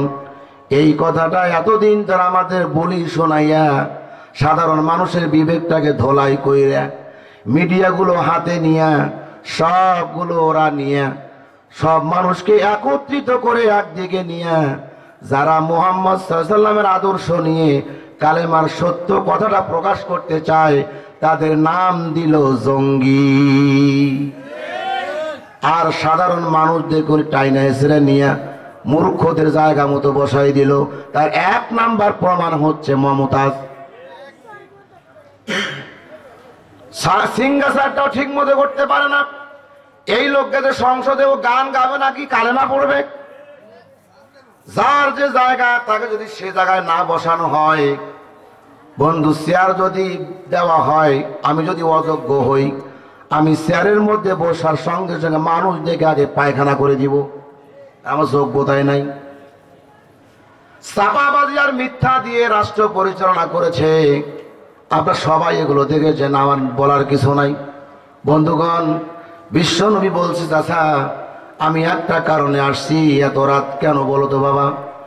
আমি শুধু বলছি আমার যে লক্ষ্য, আমার যে ইচ্ছা, কিছুক্ষণ আগে আল্লাহ আমাকে জানিয়ে দিল যে তোমাকে নবী এবং রাসূল হিসাবে পাঠিয়েছি। একটাই কারণ শুধু, অদিনিল হক, দিনের হকটা প্রতিষ্ঠা করে বাতিল যত প্রকার সুদ ঘুষ হত্যার ব্যভিচার জুলুম নির্যাতন শয়তানি মতবাদকে উৎখাত করে একমাত্র শুধুমাত্র কেবলমাত্র আল্লাহর দিন প্রতিষ্ঠা করার জন্য নবী এবং রাসূল হিসাবে পাঠিয়েছি। ও চাচা, এই কথা যখন শুনলাম তখনই ভাবলাম শুয়ে থাকার সময় এখন নয়, শুধু আপনি একবার বলেন লা ইলাহা ইল্লাল্লাহু মুহাম্মাদুর রাসূলুল্লাহ। আবু জেহেল খুশি নাকি বেজার? বলেন তো, খুশি না বেজার? মারাত্মক বেজার হয়ে গেল। এই এত রাত আসছিস কালেমা বলতে? তো অনেকদিন আগে থেকে শুনছি, আমি অনেকদিন ধরে শুনছি তোমার এই বলিটা, এখন নতুন করে ঘুম নষ্ট করে আবার এই কালেমা বলছিস? তোর কত বড় সাহস! বেশি একটু আদর দিয়েছি, মহব্বত করেছি, এটার প্রতিদান তুমি আজকে দিলে। এত রাত আমার ঘুম নষ্ট করে কালেমাটা নিয়ে আসছো। বলো তো এই কালেমার অর্থ কি? বিশ্ব নবী বলছেন লা ইলাহা ইল্লাল্লাহ, আল্লাহ ছাড়া কোনো আইনদাতা নাই, কোন বিধানদাতা নাই, কোন রিজেক্ট দাতা নাই, কোন মালিক নাই, একমাত্র আল্লাহ ছাড়া। আবু জেহেল চিন্তা করে, এত বড় কথা, প্রধানমন্ত্রী আমি, আমার কথায় সবাই চলে, আমার টাকা আমি পড়াই, আবার কোন আল্লাহ তুমি নিয়ে আসলাম? তোমার এই কালেমা পাঠ করতে হলে আমাকে একটু ঘরে যেতে হবে। মুফাসসিরগণ লিখেন, গভীর রজনীতে বিশ্ব নবী আবু জেহেল বারান্দায় দাঁড়িয়ে আছে। আবু জেহেল ঘরের ভিতরে ঢুকে উটের মধ্যে যে চাবুকটা ব্যবহার করতেন ওই চাবুকটা বের করে এনে বিশ্ব নবীকে বিধর মারামারি করলেন। এমন মার মারলেন বিশ্ব নবী মাটির মধ্যে শুয়ে পড়লেন। এর নাম হলো কালিমা। এত সহজে কালেমা ইমানদার হওয়া যায় না। আমার আগে যিনি কথা বলছেন ভাই, কুয়াকাটা থেকে যিনি আসছেন, ইন্নামাল মুমিনুনা আল্লাযীনা ইযা যুকিরাল্লাহু ওয়াজিলাত কুলুবুহুম। আমি ঘরের মধ্যে শুয়ে শুয়ে শুনলাম, এত সুন্দর বর্ণনা দিতেছিলেন, তিনি সময় পাননি আমার ভাইটা। আল্লাহ তাআলা বলেন, হে নবী, মুমিন কারা? তিনটা ক্যাটাগরিতে আপনি দেখবেন। বলবো? একটু বলবো? বলবো? সবাই বলবো? সবাই বলেন বলবো? মাশাআল্লাহ। আস্তে আস্তে লোকগুলো আসতেছে। অনেকে মনে বাসায় গেছে, চিন্তা করছে, অনেকে চিন্তা করছে ওয়াজ আর কি শুনবো, মানতে পারি না, 5 ওয়াক্ত নামাজ পড়ি না, ওয়াজ শুনে আবার রাতে বেলা ঘুমাই, নাক ডেক, ওয়াজ শুনে কি হবে? এটি এখন আমরা নফল ইবাদতের মধ্যে রয়েছি। সুবহানাল্লাহ বলবেন না? বলবেন না সুবহানাল্লাহ? দেখুন, আমি কিন্তু আপনাদের একজন মুসাফির হিসাবে এসেছি, মেহমান হিসাবে। মূল্যায়ন করবেন তো ইনশাআল্লাহ? মূল্যায়ন করবেন তো ইনশাআল্লাহ? আপনাদের ভালো লাগছে ভাই? আমি আস্তে ধীরে কথাগুলো আমার আলোচনা নিয়ে যাব। তাফসীর একটু বড় শুরু করছি। তো এর আগে একটা অনুরোধ করবো আপনাদের, একেবারে আমার হাত দুটো আপনাদের পায়ে রাখছি, অনুরোধ করছি, কেউ একটা লোক উঠবেন না, উঠাউঠি করবেন না, না করে এই সামনের দিকে একটু এগিয়ে আসেন তো ভাই। একটু লোকগুলো আসেন, বাবা একটু আসেন তো, বাবা আসেন তো ভাই। কেউ দাঁড়াবেন না, একটু বসে বসে লা ইলাহা ইল্লাল্লাহ জিকির করে, লা ইলাহা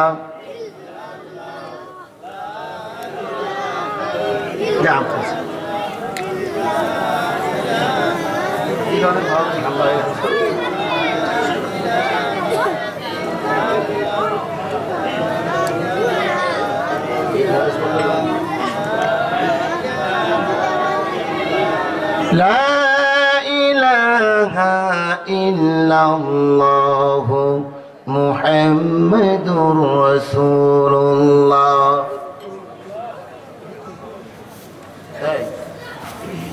আপনাদের জন্য সুখবর আছে, বলবো? বলবো বলবো বলবো? পরে কিন্তু সুখবরটা পাই আবার পালা যায় না, নাহলে কিন্তু আমার বিপদ হবে। আপনাদের জন্য তাওয়ারকের ব্যবস্থা আছে। ওমা কেউ হাসে, কেউ আবার ইনশাআল্লাহ, কেউ চুপ করে বসে আছে। বলেন ইনশাআল্লাহ। রিজিকের ফয়সালা কার পক্ষ থেকে? আমি ঢাকা থেকে এখানে এসেছি, আমার রিজিক আমি যে একটু খাবো, এই রিজিকটা নির্ধারণ কি আমার বা আমার বনি ভাই করছিল? নির্ধারণ করেছেন কে? আল্লাহ করেছে। আমি যতটুকু জানি এই পোস্টারের নাম নিয়ে বহুত কিছু হয়ে গেছে, অনেক কিছু হয়ে গেছে। তো আমি বনি ইয়ামিন ভাইকে বলছি, হুজুর যে ওখানে এত কথা বলা দরকার নাই, যেভাবে যাওয়া যায় যদি রিজেক্ট থেকে আমি সেভাবেই যাব। কিন্তু আল্লাহ তাআলা আমাকে যেভাবে হোক নিয়ে আসছে। আপনার খুশি নেই বাজার? খুশি নেই বাজার? জোরে জোরে কথা বলতে হবে, না হলে কিন্তু বাইরের লোক বুঝবে না যে আপনারা এখানে আছেন। আমার বন্ধুগণ, আমি আলোচনার দিকে যাচ্ছি। অনেক মানুষ বলে আমরা আগে ভালো ছিলাম। আপনি যে গুনাহ করছেন, আপনি যে অপরাধ করছেন, এটা কিন্তু আল্লাহর দোষ নয়। আপনি আল্লাহকে দোষ দিতে পারবেন না। আপনি বলবেন আমি যদি আমার কপালে 4 মাস যখন সন্তান গর্ভে মায়ের গর্ভে আসে, 4 মাস পরে 4টা ফেরেশতা আসে, 4টা ফেরেশতা এসে আল্লাহকে বলে, আল্লাহ এই তোমার এই গোলামের কপালে কি লিখবো, কি কি হবে আপনি একটু বলে দেন। আমার বন্ধুগণ, 4টা বিষয় আমরা পৃথিবীর কেউ জানি না। যত বড় বিজ্ঞানী বের হোক না কেন, আমেরিকা বলেন, জর্ডান বলেন, যেখানে যারা আছে, যত বড় বৈজ্ঞানিক আসুক না কেন, 4টা বিষয় নিয়ে কেউ কোনোদিন বলতে পারে না। এই 4টা বিষয় কি কি কেউ জানেন নাকি? একটা হলো রিজিক কোথায় আছে কেউ জানে না। জানেন? জানে কে? এটা যদি গবেষণা করতে চান, আল্ট্রাসোনোগ্রাফ যদি করেন, আল্ট্রা করেন, এক্সরে করেন, ব্রেন যদি ধোলাই করেন, তবুও পাওয়া যাবে না। কোথায় কার রিজিক আছে কেউ জানে না। আপনার কপালে এইটা আল্লাহ লিখে দিয়েছে, কিয়ামত পর্যন্ত হায়াত পরে থেকে যাবে। এরপর আপনার ওয়াজআলনা বাইনাকুম মাওয়াদ্দাতাও ওয়া রাহমা, মানুষের মধ্যে জোড়া জোড়া মানুষ তৈরি করে রেখে দিয়েছে। জোড়া জোড়া বলতে স্বামী স্ত্রী, একটা স্ত্রীলিঙ্গ, একটা পুংলিঙ্গ আল্লাহ দুনিয়ায় পাঠিয়ে দিয়েছেন। আপনার সন্তানের বা আপনার কোথায় বিয়েটা হবে, কোন নারীর সঙ্গে আল্লাহ রেখে দিয়েছেন, আল্লাহ ছাড়া পৃথিবীর কেউ জানে না। কিন্তু বন্ধু, এটা এখন বের হয়েছে কুসংস্কার।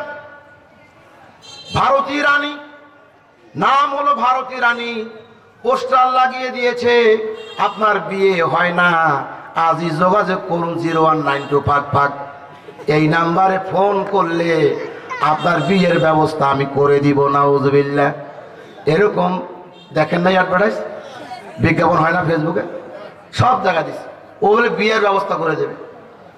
কারো যদি সন্তান না হয়, আপনার বহুদিন ধরে বিয়ে হয়েছে, সন্তান নাই, এই সন্তানগুলো আমি ব্যবস্থা করে দিব। নাউজুবিল্লাহ। বন্ধু, খবরদার এদের খপ্পরে পা রাখবেন না। এরা যেমন শিরিক করছে, আল্লাহ বিরোধী যেমন করছে, মুসলমানদের ঈমান নষ্ট করছে। এজন্য বন্ধুগণ, 4টা ফেরেশতা। এরপর আপনার মৃত্যু কোথায় হবে কেউ জানে না। এইভাবে 3টা জিনিস আল্লাহ হাতে রেখে দিয়েছেন। যদি মৃত্যু কোথায় হবে মানুষ জানতো, কিয়ামত পর্যন্ত মানুষ ওই জায়গায় যাইতো না। কি ভাই, ঠিক না? এই ওখানে গেলে মারা যাবো, দরকার নেই। কি দরকার? আমি এখানে আসবো। আমি গত পরশু দিনে নওগাঁয় ছিলাম। নওগাঁ ওয়াজ করে রাত 1টার দিকে নেমে গাড়ি নিয়ে যাচ্ছিলাম। বাস্তব ঘটনা। 5-7 জন যুবক, একেবারে টকবকে যুবক, লাঠি নিয়ে সামনে খাড়া। লাঠি দেখার সঙ্গে সঙ্গে আমার ব্যবসার কলজা মনে হয় মগজে চলে গেছে, ও আর বুকে নিচে নাই। ফট আমি লাইভে চলে গেলাম। লাইভে যখন গেলাম, ড্রাইভার গাড়ি থামাইলো। থামা ছাড়া কোনো উপায় নাই, সামনে খাড়াইছে। ইচ্ছা করে ডলা দিয়ে যাওয়া যেত, কিন্তু কাজটা ভালো হতো না। পরে দাঁড়িয়ে গেলাম। দাঁড়ার পরে একজন যুবক লাঠি নিয়ে সামনে আমার জানলার পাশে এসে দাঁড়াইলো। জানলাটা খুলে দিলাম। উনি বলছে যে কি লাইভ গেছেন? আমি হ্যাঁ। কোথায় গিয়েছিল? মাহফিলে। কোথায়? অমুক জায়গায়। তো আর এক লোককে ডাকতেছে, এইদিকে দেখতে, এই হুজুর কিনা? আমি কই শেষ। যদি হয় কাজে হয় এই হুজুর তো আমি শেষ। এখন ওয়াজের মধ্যে গিয়ে কথাবার্তা একটু কারো পক্ষে যায় কারো বিপক্ষে যায়, এটা তো স্বাভাবিক। কোরআনকে সবাই পছন্দ করে না, আবার কোরআনকে সবাই পছন্দ করে ঠিক কিন্তু মানে না। আবার মানতে যদি বলা হয় তার মুখটা কুত্তার পুটকির চোখ খারাপ করে। এরকম মানুষ সমাজে নাই? কে আছেন হাত তোলেন তো? এখানে নাই, এখানে সব আল্লাহর ওলি মাশাআল্লাহ। যাই হোক, লোকটা আসলো, আসার বলছে না না এই হুজুর না। তো জিজ্ঞাসা করলাম ভাই কারণ কি? হুজুরগিরি শিক্ষা দেব। তার মানে হুজুরগিরি শিক্ষা দিয়ে মানে ও লোকটা হুজুরের প্রতি এত ক্ষিপ্ত কেন? একজন আলেম, বিচক্ষণ আলেম ভুল করবে না, ও কি ফেরেশতা ভাই? কি আলেমরা কি ফেরেশতা নাকি? ভুল হতে পারে না। বিচক্ষণ আলেম যখন ভুল করে বুঝতে হবে, মনে হয় ওই আলেমের মধ্যে ভুলটার মধ্যে শিক্ষা আছে, অবশ্যই শিক্ষা আছে। ইমাম মালিকের ইতিহাস পড়ুন, ইমাম মালিকের ইতিহাস পড়লে আপনার চক্ষু খুলে যাবে। একটু বলবো, এটা বলে দেই, যদি একটু রাত বেশি হয়ে থাকবেন তো মাশাআল্লাহ, সারা রাত না? হ্যাঁ, আপনার থাকেন, আমি 12 সময় চলে যাবো। ইমাম মালিকের ছাত্র ইমাম মালিককে বলছে হুজুর আপনি বিশাল বড় একজন আলেম, শিক্ষার জন্য কথাটা বলছি। আলেমরা যতটুকুন ভুল করে ওখানে শিক্ষা হয়তো বা থাকতে পারে, ভুলটা আগে খুঁজবেন না, কি হয়েছে আগে শুনতে হবে।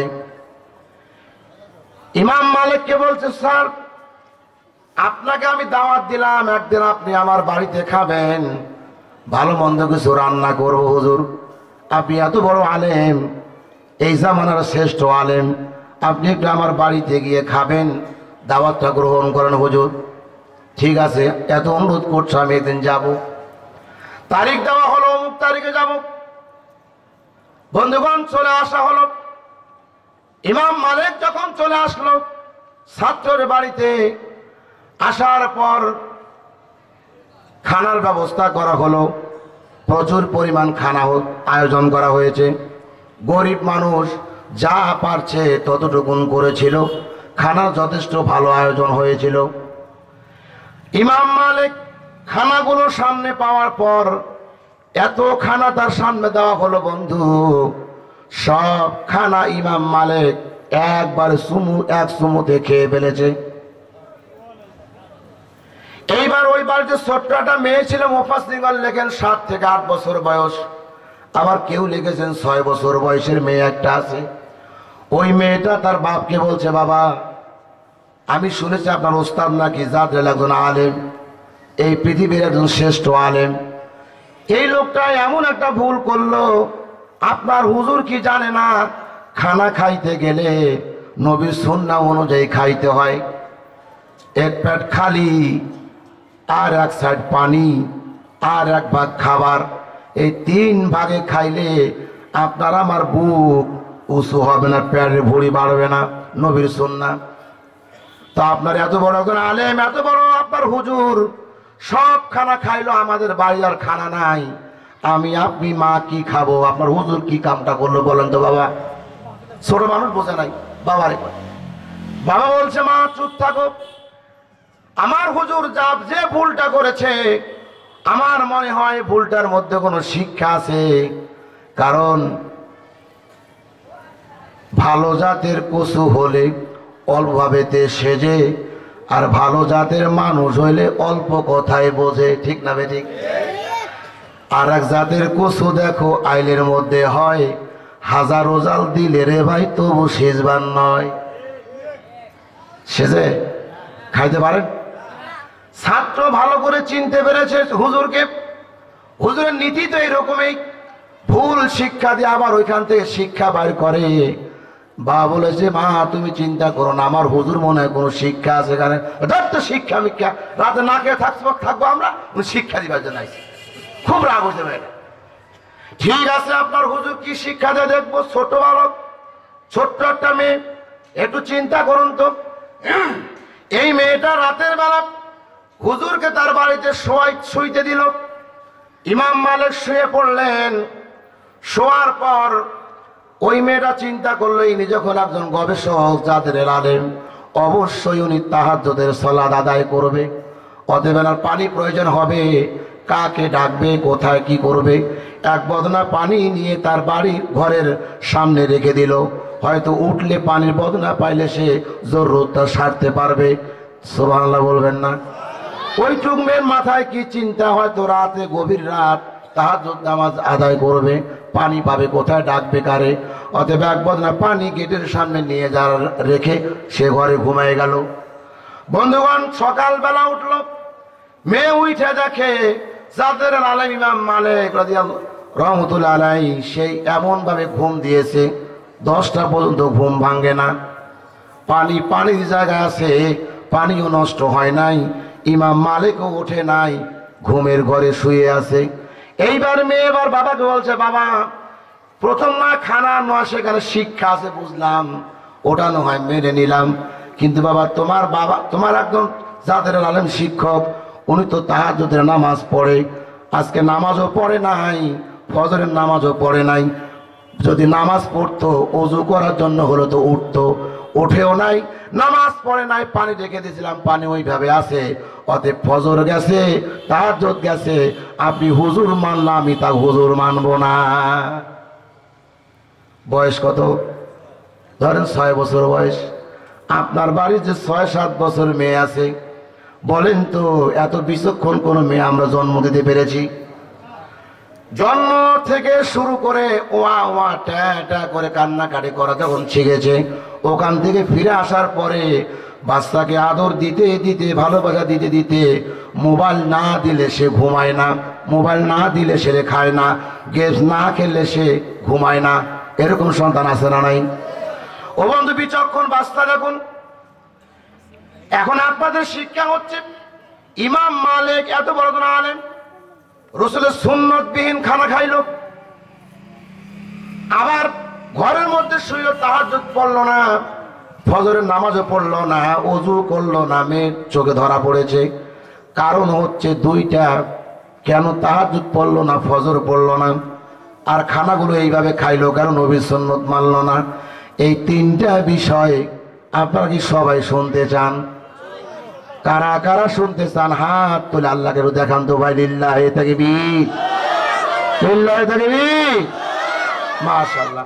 আমি একটু কৌশল অবলম্বন করতে চাচ্ছি, এইটা কিন্তু আমি এখন বলবো না, এইটা বললে আপনারা চলে যাবে, আমি শেষ সময় গিয়ে বলবো, তাবারক দেবে, আপনারা শুনবেন, আমিও খাবো, চলে যাব। রাজি আছেন ইনশাআল্লাহ? আমি বলেছি, মানুষ কপালে যা আছে আল্লাহ আপনাকে 4 মাস আগে গর্ভে সব লিপিবদ্ধ করে দিয়েছে। এখন দুনিয়া আসার পর, জ্ঞান হওয়ার পর আপনি জেনা করছেন, আপনি হয়তো বলবেন, যদি আমার কপালে এটা না থাকতো আমি কি জেনা করতাম। এরকম লোক আছে না নাই? বিগত 16 বছরে বোধহয় মাইন্ড করবেন কিনা জানি না, 16-17 বছরের লোকগুলা বলেছিল, আল্লাহ যদি আমাদেরকে মহব্বত না করতো, ভালো না বাসতো, এই 17 বছর আমরা কি ক্ষমতায় থাকতে পারতাম? কথা বলে না? এ বলে না, এরকম বলে নাই? অবশ্যই আল্লাহ আমাদের ভালোবাসে, নাহলে এতদিন ক্ষমতা থাকলাম কেমনে? আল্লাহ বলছে না, ولا يحسبن الذين كفروا أنما نملي لهم لأنفسهم إنما نملي لهم ليزدادوا إثما। সূরা আল ইমরানের ভিতরে আল্লাহ বলছে, অনেক মানুষ কাফির মুশরিকরা মনে করে আমি তাদেরকে মহব্বত করেছি, ভালোবেসেছি, মহব্বত করে তাকে অন্যায় করার জন্য সুযোগ করেছি না।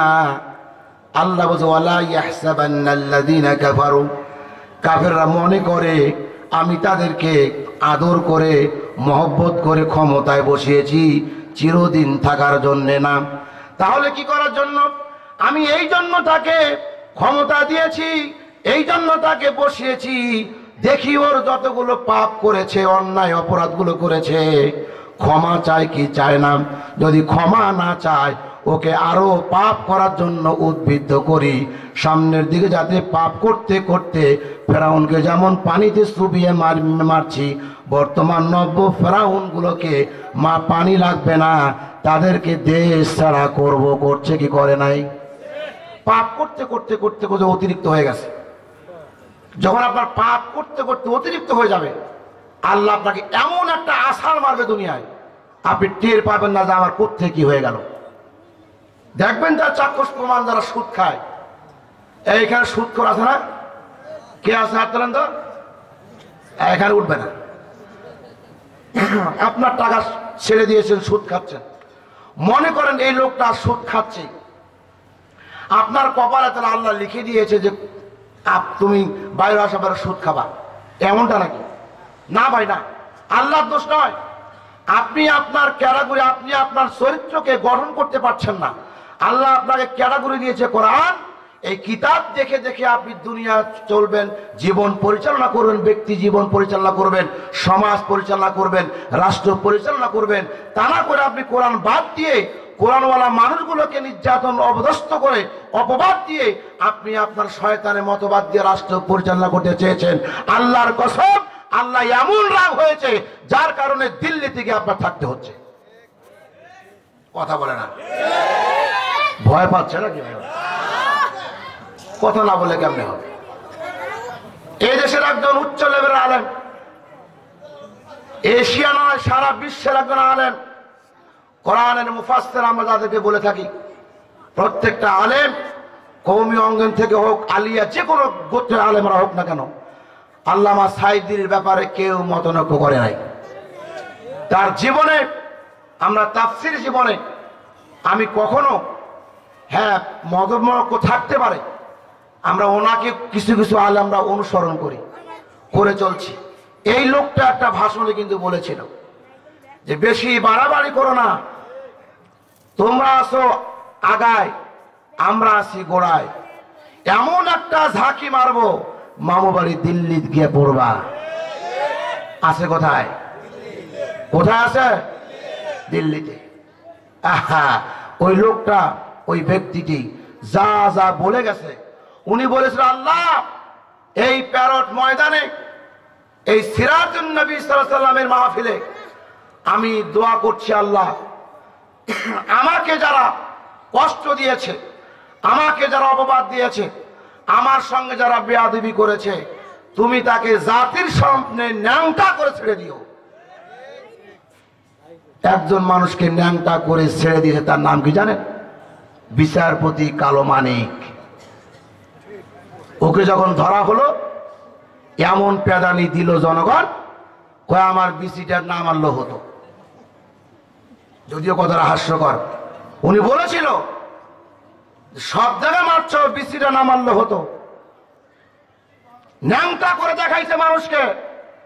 আলেমদের বিরুদ্ধে আপনি যাবেন, আলেমদের বিপক্ষে আপনি যাবেন, কোরআনওয়ালা মানুষের বিপক্ষে আপনি যাবেন, আর তাদেরকে বেজ্জতি করার জন্য আপনি পায়তারা করবেন। আল্লাহর কসম, আজ তো দিল্লি আছেন, দুনিয়াতে আপনি জায়গা পাবেন না ইনশাআল্লাহ। সময় চলে আসছে, আর একটু অপেক্ষা করেন, আর কিছুদিন। জাতির সামনে আপনাকে ক্ষমা চাইতেই হবে। যদি ক্ষমা না চান, আমি আব্দুর রাজ্জাক জিহাদিকে জেলখানায় নিয়ে হাঁটুতে ভেঙে দিয়েছে, এই হাঁটু ভাঙ্গার বদলা দুনিয়াতে আল্লাহ দেখাবে ইনশাআল্লাহ। আপনি পার পাবেন না, আপনি পার পাবেন না। যত চেষ্টা করেছেন, কত নির্যাতন সারা বিশ্বের মধ্যে নজিরবিহীন আলেমদের উপর নির্যাতন চলছে বাংলাদেশে, যেটা সারা বিশ্বে কোনো দেশে না হয় নাই। সৌদি আরবের একজন আলেম, তিনি সেই সৌদির বাচ্চার বিরুদ্ধে নয়, তিনি সিনেমা হল উন্মুক্ত করছেন, নারীদের গাড়ি চালানো লাইসেন্স দিয়েছেন। এইভাবে কিছু অপকর্ম, অশ্লীলতা, নারীদের মাধ্যমে কাজগুলো করার জন্য সৌদি বাদশা আইন পাশ করলো। এই কথাটা কোনো এক মসজিদের ইমাম বলতে গিয়া ওই দেশের সৌদি বাদশা তাকে গ্রেপ্তার করে এখনো এই পর্যন্ত জেলখানায় আছে।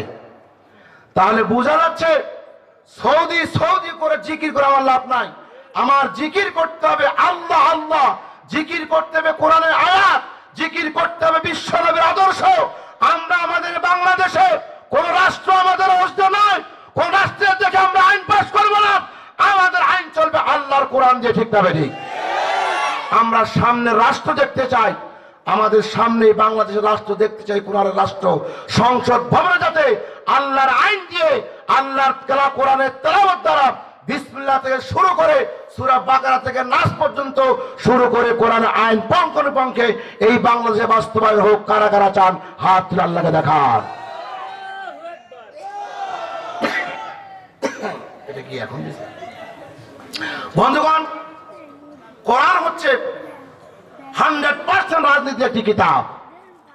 কারো বাপের ক্ষমতা থাকলে আয়াতগুলো বের করে দেখান, বের করে দেন। আপনি কোরআনের আয়াতগুলো বের করতে পারবেন না। আবু জেহেলদেরকে বলা হয়েছিল, হে নবী এদেরকে বলেন বেশি লাগবে না, কোনো কিছু লাগবে না। ইন্না আ'তাইনাকাল কাউসার ফাসাল্লি লিরাব্বিকা ওয়ানহার। এই আয়াতটা এই সূরাটার মধ্যে একটি সূরা আনয়ন করতে বলেন। হাজারো চেষ্টা করেও পেরেছে পারেনি। তো সে সময় আবু জেহেল এত মানুষকে নির্যাতন করে নাই, এত মানুষকে মারে নাই যা বাংলাদেশের মুসলমান হয়ে মুসলমানকে মারছে। তাহলে বোঝা যাচ্ছে স্বৈরাচার সে ছিল হিটলার। এই হিটলার ইহুদিদেরকে মেরেছিল, তার কোনো দোষ ছিল ওনা অনেক ইতিহাস। হিটলার কেন এতগুলো মানুষকে শুধু ইহুদি কেন মারল, কেন তিনি ইহুদিদেরকে মেরেছিল, এই ইতিহাস আল্লাহ যদি কোনো একদিন এই সিরাজগঞ্জের মাটিতে আনা আমি বলবো ইনশাআল্লাহ। কিন্তু কথা হচ্ছে ইহুদিদেরকে মারার কারণ হচ্ছে আমাদের জন্য উপকার। কারণ ইহুদিদেরকে মারতে মারতে মারতে জায়গা যখন কোথাও পেল না, পালিয়ে তারা ফিলিস্তিনিতে আসলো। ফিলিস্তিনিতে আশ্রয় যখন তাদেরকে দেওয়া হলো, আর সেই ফিলিস্তিনিতেই ইসরায়েলিরা হামলা করে বাইতুল আকসাকে দখল করতে চায়। এই ঠিকই এই বাংলাদেশের মুসলমান নামক এই নারী, এই কলঙ্কিনী, এই বাঘী নয়, এ হলো নারী, চরিত্রহীন নারী বাংলাদেশের আলেমদেরকে ধ্বংস করার জন্য পায়তারা করেছে, কিন্তু লাভ হয়নি, লাভ হয়নি। চেষ্টা করলে হবে না, কারণ এদেশের 99% মুসলমানদের দেশ। এটা শাহজালালের দেশ, এটা শাহ মাকতুমের দেশ, এটা বখতিয়ারের দেশ, এটা শাহ আলীর দেশ। আপনি চাইলেই মুসলমানদের হৃদয় থেকে কোরআন মুছতে পারবেন না, আপনি চাইলেই মুসলমানদের হৃদয় থেকে আল্লাহর নাম মুছতে পারবেন না। হাজারো চেষ্টা করেছেন আপনি, আমি নিজেই দেখেছি জেলখানা থাকতে আমার সামনে থেকে একজন আলেমকে, বিজ্ঞ আলেমকে, বাংলাদেশের ভাইরাল একজন আলেমকে ডেকে নিয়ে রিমান্ডের নামে নির্যাতন করে, অনেক নির্যাতন ডিস্ট্রিবিউটর চালিয়ে দিয়ে সেই অসুস্থ অবস্থায় আমার সেই রুমে আবার কক্ষ এসে হাউমাউ করে কেঁদেছে। যত আলেম ছিলাম সবাই কাঁদছি, তাহাজ্জুদ পড়েছি আর দোয়া করেছি, আল্লাহ তুমি এই জালেমদের বিচার করো। এই বিচার দোয়া করতে করতে এমন এক সময় এসেছে যেই মাসে কোরআনের পাখিকে আপনি মারছেন, যেই মাসে আপনি কোরআনের পাখিকে উৎখাত করে দেশ থেকে তাড়িয়ে দেওয়ার জন্য পায়তারা করিয়া শেষ পর্যন্ত বীজ ঢুকাই দিয়ে দুনিয়া থেকে বিদায় করেছেন, সেই দেশে সেই মাসেই 5ই আগস্টে আপনার পতন হয়েছে। দোয়া মুসলমানের কাজে লেগেছে কি লাগে নাই? লাগছে কি লাগে নাই? মুরব্বী কেঁদেছে। আমি গাইবান্ধায় মাহফিল করতে দেখেছি, সে সময় দেখেছি অনেক মা বোনেরা আল্লামা সাইদির জন্য নফল রোজা রেখেছে, দোয়া করে কান্নাকাটি করেছে। ততদিন ধরে সে রোজা রাখবে যতদিন আল্লামা সাইদি মুক্তি পাবে না। সেই লোক যেদিন সাইদি সাহেবকে দুনিয়া থেকে উৎখাত করে দেওয়া হয়, মেরে ফেলা হয়, দুনিয়া থেকে পাঠিয়ে দেওয়া হয়, সেদিন আমি ওনার মুখ থেকে শুনেছি উনি বলছে আমি রোজা রাখা বন্ধ করেছি। এরপরে কিছুদিন পরে আবার পরের মাহফিলে, 1 মাস পরে মাহফিলে গেলাম পাশের গ্রামে, পরে শুনলাম লোকটা দুনিয়া থেকে বিদায় হয়ে গেছে। বন্ধুগণ, আলেমদের ভালোবাসতে হবে, আলেমদের মহব্বত করতে হবে। আমি আগেই বলেছি যেই গ্রামে যেই সমাজে একজন হক্কানি আলেম থাকে, ওই আলেমদের উপর আল্লাহ, ওই আলেমদের বরকতেই আপনার এই সমাজে আল্লাহ বড় বড় গজব থেকে আপনি মুক্তি পান। অথচ সেই আলেমকে আপনি অন্য চোখে দেখান কেন, অন্য চোখে তাকান কেন? আবার কেউ কেউ বলেছে খেলা হবে, বলে নাই? কথা বলে খেলা হবে, খেলতে পেরেছে? এমন সময় খেলতে চেয়েছিলেন, বাউন্ডারির বাইরে তালা লাগাই দিয়ে সমস্ত বা মানুষকে আটকায় রেখা মাঠে আপনি বল নেবেন, আসো আমরা খেলবো। আমরা তো আটকা খেলবো কেমনে? এখন ছাড়া পেয়েছি উসমান, এখন ছাড়া পেয়েছে, আসো আমরা খেলবো। কোথায় তোমরা? এখন খেলার দিন তোমাদের নাই, খেলার দিন আমাদের। এই পরিবেশ কে দিয়েছে? এই পরিবেশ কে দিয়েছে মুসলমান? এই পরিবেশ আল্লাহ দিয়েছে। এখন আমরা বুক ফুলে হাঁটছি, বুক ফুলে কথা বলছি। বাক শক্তি আমাদের নষ্ট করে দেওয়া হয়েছিল, সেই বাক শক্তি আমরা ফিরে পেয়েছি। আর নতুন করে আমরা বাংলাদেশে কোন জালেমকে এই ক্ষমতা চেয়ারটা দিতে চাই না। একজন হক্কানি আলেম, একজন আবেদ আমাদের দেশে প্রধানমন্ত্রী হোক, এটা আমরা চাই। সবাই চাই ইনশাআল্লাহ, সবাই চাই। আসুন আমরা মূল আলোচনা যাচ্ছি। কেন আপনি বলবেন যে আমরা আগেই ভালো ছিলাম? দেখুন তো আপনি কোথা থেকে কোথায় আসলেন, কি ছিলেন, আর আপনি কি হলেন, কখন কি হচ্ছিলেন, কখন কি হবেন, এটা সব জানে আমার আল্লাহ। তাই তো আজকে আমরা আমাদের পরিবেশগুলো ফিরে পেয়েছি, আমাদের কথা বলার বাকশক্তি ফিরে পেয়েছি, আমরা হাত চলার বাকশক্তি ফিরে পেয়েছি, আমরা চলার গতি পেয়েছি, সব যখন পেয়েছি বলি আলহামদুলিল্লাহ। ভালো হয়ে যাও মাসুদ তুমি, বলবো বলবো ভালো হয়ে যাও মাসুদ তুমি, এই কথাকে বলবে আর পালিয়ে গেছে কাউয়া কাদের। কথা বলে তোরা, পালিয়ে গেছে কাউয়া কাদের, কেউ জানে না খবর তার, ভালো হয়ে যাও। আসলে ওনার দল একজন লোক দুর্নীতি করেছিল। আমাদের বড়ি ভাই কই? উনি এখানে আসেন না কেন? আপনি ওইখানে কেন ভাই? মাশাআল্লাহ। তাহলে উনিও জানেন আসলে উনি আসার পর দেখলো মাসুদ নামের এক ছেলে দুর্নীতি করেছিল। এই ছেলেটা বলছে মাসুদ ভালো হয়ে যাও। এটা কিন্তু অনেক ভাইরাল একটা ভিডিও। এই মাসুদকে ভালো হতে বলাতে এই লোকটা কিছুদিন পরে আবার উনি বলেছে আমরা পালাবো না, বলে নাই আমরা পালাবো না। ফখরুল সাহেব যদি পালার জায়গা না পায় আপনার বাসায় জায়গা দেবেন তো? কথা বলে না, বলেছে। এইটাকে পুঁজি করে শিল্পীরা এখন লেখকেরা অনেক কিছু লিখেছে। তাই তো বলছে ভালো হয়ে যাও মাসুদ তুমি, ভালো হয়ে যাও মাসুদ তুমি, এই কথাকে বলবে আর পালিয়ে গেছে কাউয়া কাদের, কেউ জানে না খবর তার, ভালো হয়ে যাও। ফখরুল সাহেব আপনার বাসায় কাউয়া কাদের গেছেনি। আমরা তো খুঁজবই, ওই যে বলছিল জায়গা দেবেন নাকি, যদি জায়গা দিয়ে থাকে।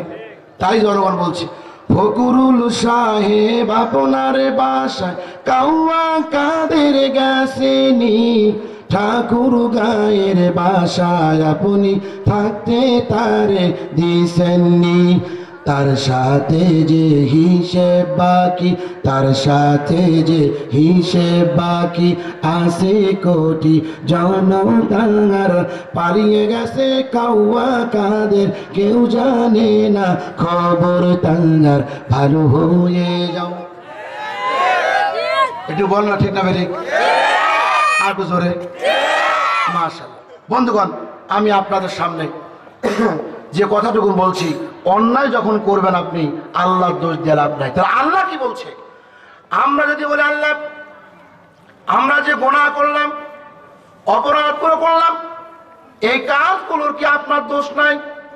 আল্লাহ আবার উত্তর দিয়ে সূরা সূরার ভিতরে মা আসাবাকুম মিন মুসিবাতিন ফাবিমা কাসাবাত আইদিকুম ওয়ায়াফু আন কাসীর।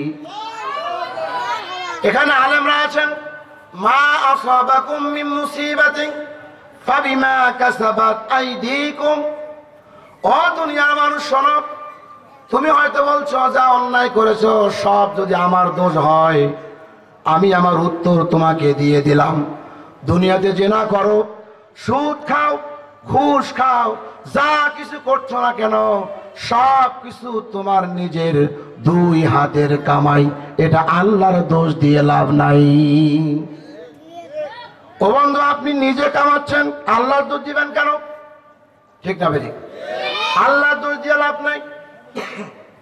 আজকে আমরা এটাই জানলাম, যা করি, যা কিছু অন্যায় অপরাধগুলো করছি কখনো আল্লাহর দোষ নয়।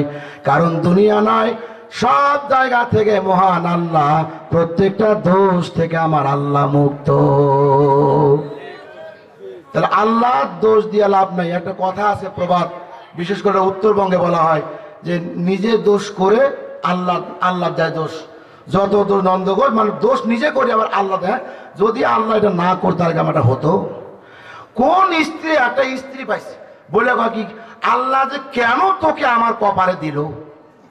বেকুব কোথাকার, তোমাকে যে সুন্দর একটা স্ত্রী দিয়েছে, যে স্ত্রী তোমাকে দিল, ওই স্ত্রীটা নিয়ে যদি একদিন আলহামদুলিল্লাহ বাসর রাত তুমি আলহামদুলিল্লাহ বললা, আর যখন বাচ্চা কাচ্চা হয়ে বুড়ি হয়ে যায়, চেহারা একটু ভেসকে যায়, তখন কি আরে আল্লাহ তোমার আমার দিল? এরকম করে না? এরকম করে। বিশেষ করে আপনাদের এই মাহফিলে অনেক মা বোন আসছে, বলবেন হুজুর আপনি দেখলেন কেমনে?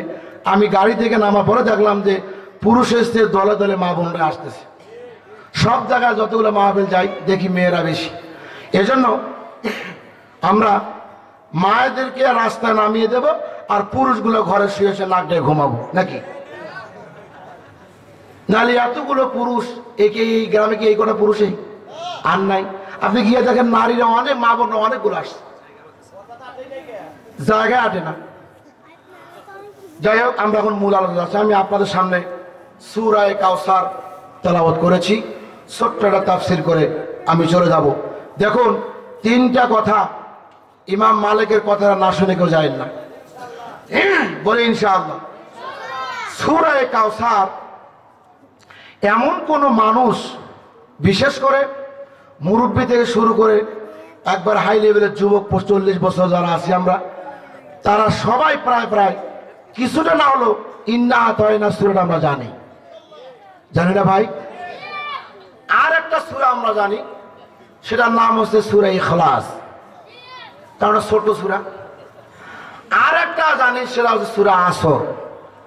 এই কোরআনের ভিতরে আমপাড়ার যে তিনটা সূরা, এই তিনটা সূরা হচ্ছে ছোট্ট তিনটা সূরা। কোন মানুষকে যদি বলা হয় তুই কোরআন পারিস, অবশ্যই পারি হুজুর, আমি ইন্না তানা কাল কাউসার জানি।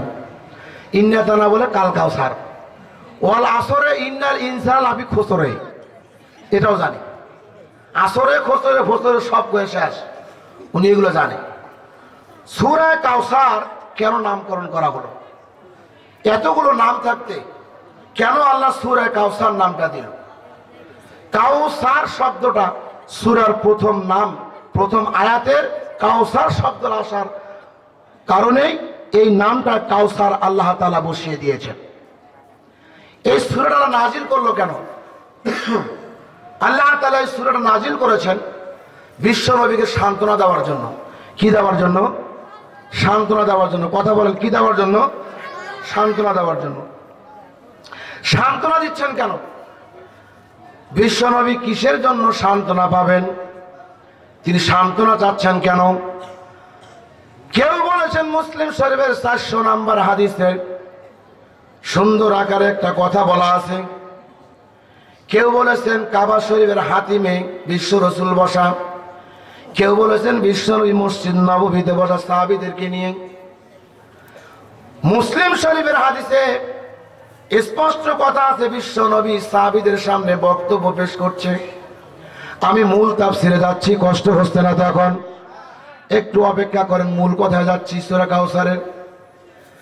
কেউ বলেছেন বিশ্ব নবী অনেকগুলো সাহাবীদের সামনে কথা বলতে বলতে তন্দ্রা চলে আসলো, ঘুম ঘুম ভাব আসলো।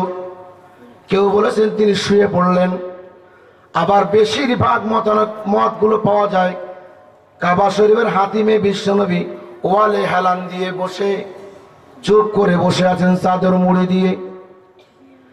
সেইখানে আমার বন্ধুগণ, আনাস রাদিয়াল্লাহু তাআলা সাহাবী বিশ্ব নবীকে খোঁজার জন্য বের হলো। কোথায় গেল নবীজি? মহব্বতের একজন মানুষ, বিশ্ব নবীর আদরের একজন সাহাবী, নাম হলো আনাস রাদিয়াল্লাহু তাআলা। ছোট্টবেলা থেকে ওই ছেলেটাকে বিশ্ব নবী মানুষ করেছে, সুখে দুঃখে সব সময় পাশে দাঁড়িয়েছে এই আনাস ছোট বয়সে। বন্ধুগণ, নড়াচড়া করবেন না। এই যে এই ছেলে, এই যে কত সুন্দর বসে চুপ করে বসে যারা, ওই ছেলে খুব খারাপ, খালি গুতাগুতি করে। এই শয়তান কি ওই জায়গায় লাগানিছে রে?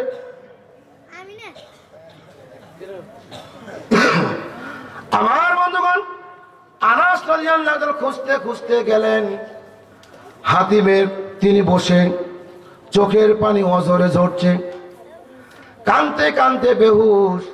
বিশ্ব নবীর দাড়ি মোবারক গুলো ভিজে যাচ্ছিল। এবার কান্নাকাটির কারণটা আনাস জিজ্ঞাসা করলেন, ইয়া রাসূলুল্লাহ, আপনি এখানে কান্নাকাটি করছেন? আপনাকে আমি খুঁজতে খুঁজতে হয়রান হয়ে গিয়েছি। ইয়া রাসূলুল্লাহ, আপনি কি বলবেন, আপনি কান্নাকাটি করছেন কেন? কি জন্য কাঁদছেন হুজুর, একটু বলবেন তো? বিশ্বনবী আরো আনাসকে দেখে কান্নাকাটি শুরু করেছে। কানতে কানতে এক পর্যায়ে মুফাসসিরগণ লেখেন, বিশ্বনবীর কান্নার কারণে আনাস নিজেই কান্নাকাটি শুরু করলেন। সূরা কাউসার ছোট্ট একটি সূরা, এর ভিতরে অনেক কিছু কথা লুকিয়ে আছে। আমরা নামাজের মধ্যে শুধু পড়ে যাই, তাবারাকাল্লাযী বিয়াদিহিল মুলক ওয়া হুয়া আলা কুল্লি শাইইন কাদির আল্লাযী খালাকাল মাউতা ওয়াল হায়াতা লিয়াবলুয়াকুম আইয়ুকুম আহসানু আমালা। কত সুন্দর তেলাওয়াত করছি, মুসাল্লিও বোঝে না, ইমাম তেলাওয়াত করে ইমামও বোঝে না। বন্ধুগণ, যদি বুঝতাম ইন্না আতাইনাকাল কাউসার, যদি কথাটা বুঝতাম, কেন কাউসার আল্লাহ বিশ্ব নবীকে দিলেন, এত কষ্টের মধ্যে কেন সূরা কাউসার দিল, আমার নবীকে কি এমন সান্ত্বনা দিচ্ছেন তিনি। এইবার আওয়াজ বলছেন, ইয়া রাসূলুল্লাহ, আপনি কাঁদছেন কেন? এবার বিশ্ব নবী আনাসকে বলছে, আনাস রে, কাঁদতে কাঁদতে বলছে, আনাস, ছোট্টবেলায় মা চলে গেছে রে আনাস, ছোট্টবেলায় মা চলে গেল, গর্ভ থেকে বাবা চলে গেল, চাচার কাছে গেলাম, চাচা আমাকে মানুষ করলো, সে চাচাও দুনিয়া থেকে বিদায় হয়ে গেল। একজন স্ত্রী ছিল খাদিজা, তার কাছে আমি আশ্রয় নিয়েছিলাম। সে কোনো কিছু হইলে, কোথাও কোনো আমাকে কেউ গালিগালাজ করলে, খাদিজাতুল কুবরা রাদিয়াল্লাহু তাআলা আনহা গিয়ে দাঁড়াইতো, প্রতিবাদ করত। সেও দুনিয়া থেকে বিদায় হয়ে গেল রে আনাস। এখন দেখছি যারা ইসলাম গ্রহণ করেছে, আমি নবীর আদর্শ গ্রহণ করলাম আনাস, আমাকে যখন গ্রহণ করে ফেলছে আনাস, ওই লোকগুলার উপর স্টিমুলার চালাচ্ছে, আম্মারকে খাড়া করে করাত দিয়ে ছিঁড়ে দুনিয়া থেকে বিদায় করছে। এরপরে শুনলাম বেল্লালকে নাকি বালুর উপর রেখে পাথর চাপা দিয়ে কষ্ট দিচ্ছে কালেমা গ্রহণ করার জন্যে। তাহলে একের পর এক এই ব্যবস্থিরতা চললে আনাস, এত মানুষের প্রতি এত অত্যাচার চললে আমি নবী এই জন্য কষ্ট নিয়ে একা একা করে কাঁদছি, এটাও নয়। চারটা সন্তান, আমার চারটা সন্তান, ছেলে সন্তান ছিল আনাস, চারটা সন্তানও দুনিয়া থেকে আল্লাহ নিয়ে নিল। মন খারাপ করে নাই বিশ্ব নবী, আনাসকে তার মনের কথাগুলো জানাচ্ছে। এইবারে আল্লাহ তাআলা আনাস, বিশ্ব নবী যখন আনাসের কথা বলছেন, আল্লাহ তাআলা সান্ত্বনা দিচ্ছেন, হে নবী, আপনি মন খারাপ করেন কেন বলেন সবাই। ইন্না আ'তাইনাকাল কাউসার ফাসাল্লি লিরাব্বিকা ওয়ানহার ইন্না শানিআকা হুয়াল আবতার। নবী হে, আপনি মন খারাপ করেন কেন, আপনি কষ্ট পাচ্ছেন কেন? মা চলে গেছে, তাতে কি হয়েছে? বাবা চলে গেছে, কেন আপনার বাবাকে নিলাম? আপনি কি জানেন গো নবী কেন? দুনিয়ার মধ্যে আপনার বাবা হয়তো আপনাকে একটা অক্ষর শিক্ষা দিত, হয়তো আপনাকে অনেক কিছু শিক্ষা দিত, আর আপনার বাবা হয়তো আপনার শিক্ষক। আর আমি আল্লাহ আপনাকে এমন একজন নবী হিসেবে দুনিয়ায় পাঠিয়েছি, আপনি সারা দুনিয়ার শিক্ষকের বড় শিক্ষক, আপনার দুনিয়ায় কেউ শিক্ষক হওয়ার যোগ্যতা রাখে না। এই জন্য আপনার বাবাকে আমি দুনিয়া থেকে নিয়ে গেছি। এইবার আপনি আস্তে আস্তে করে সবগুলো সান্ত্বনা দিচ্ছেন। 4টা সন্তানের কথা আপনি বলছেন নবী, কেন আপনি কষ্ট পাচ্ছেন 4টা সন্তানের জন্য? আপনি কি জানেন আমার কাছে ভান্ডার রয়েছে সন্তানের? আমি চাইলে আপনাকে আরো সন্তান দিব, আরো সন্তান দিচ্ছি, দিতেছি, দিব, কিয়ামত পর্যন্ত দিব। বিশ্বনবী জিজ্ঞাসা করেন কেন, কোথায় সন্তান? আমার আল্লাহ বলেন, বিশ্বনবী আপনি সন্তানকে দেখতে পান না? 4টা সন্তান আমি নিয়ে গেছি, তাদের কি হয়েছে? 4টা সন্তানের বিনিময়ে আপনাকে আমি রুহানি সন্তান 1,70,000,000 1,70,00,000 সন্তান, রুহানি সন্তান আমি আপনাকে দিয়ে দিলাম।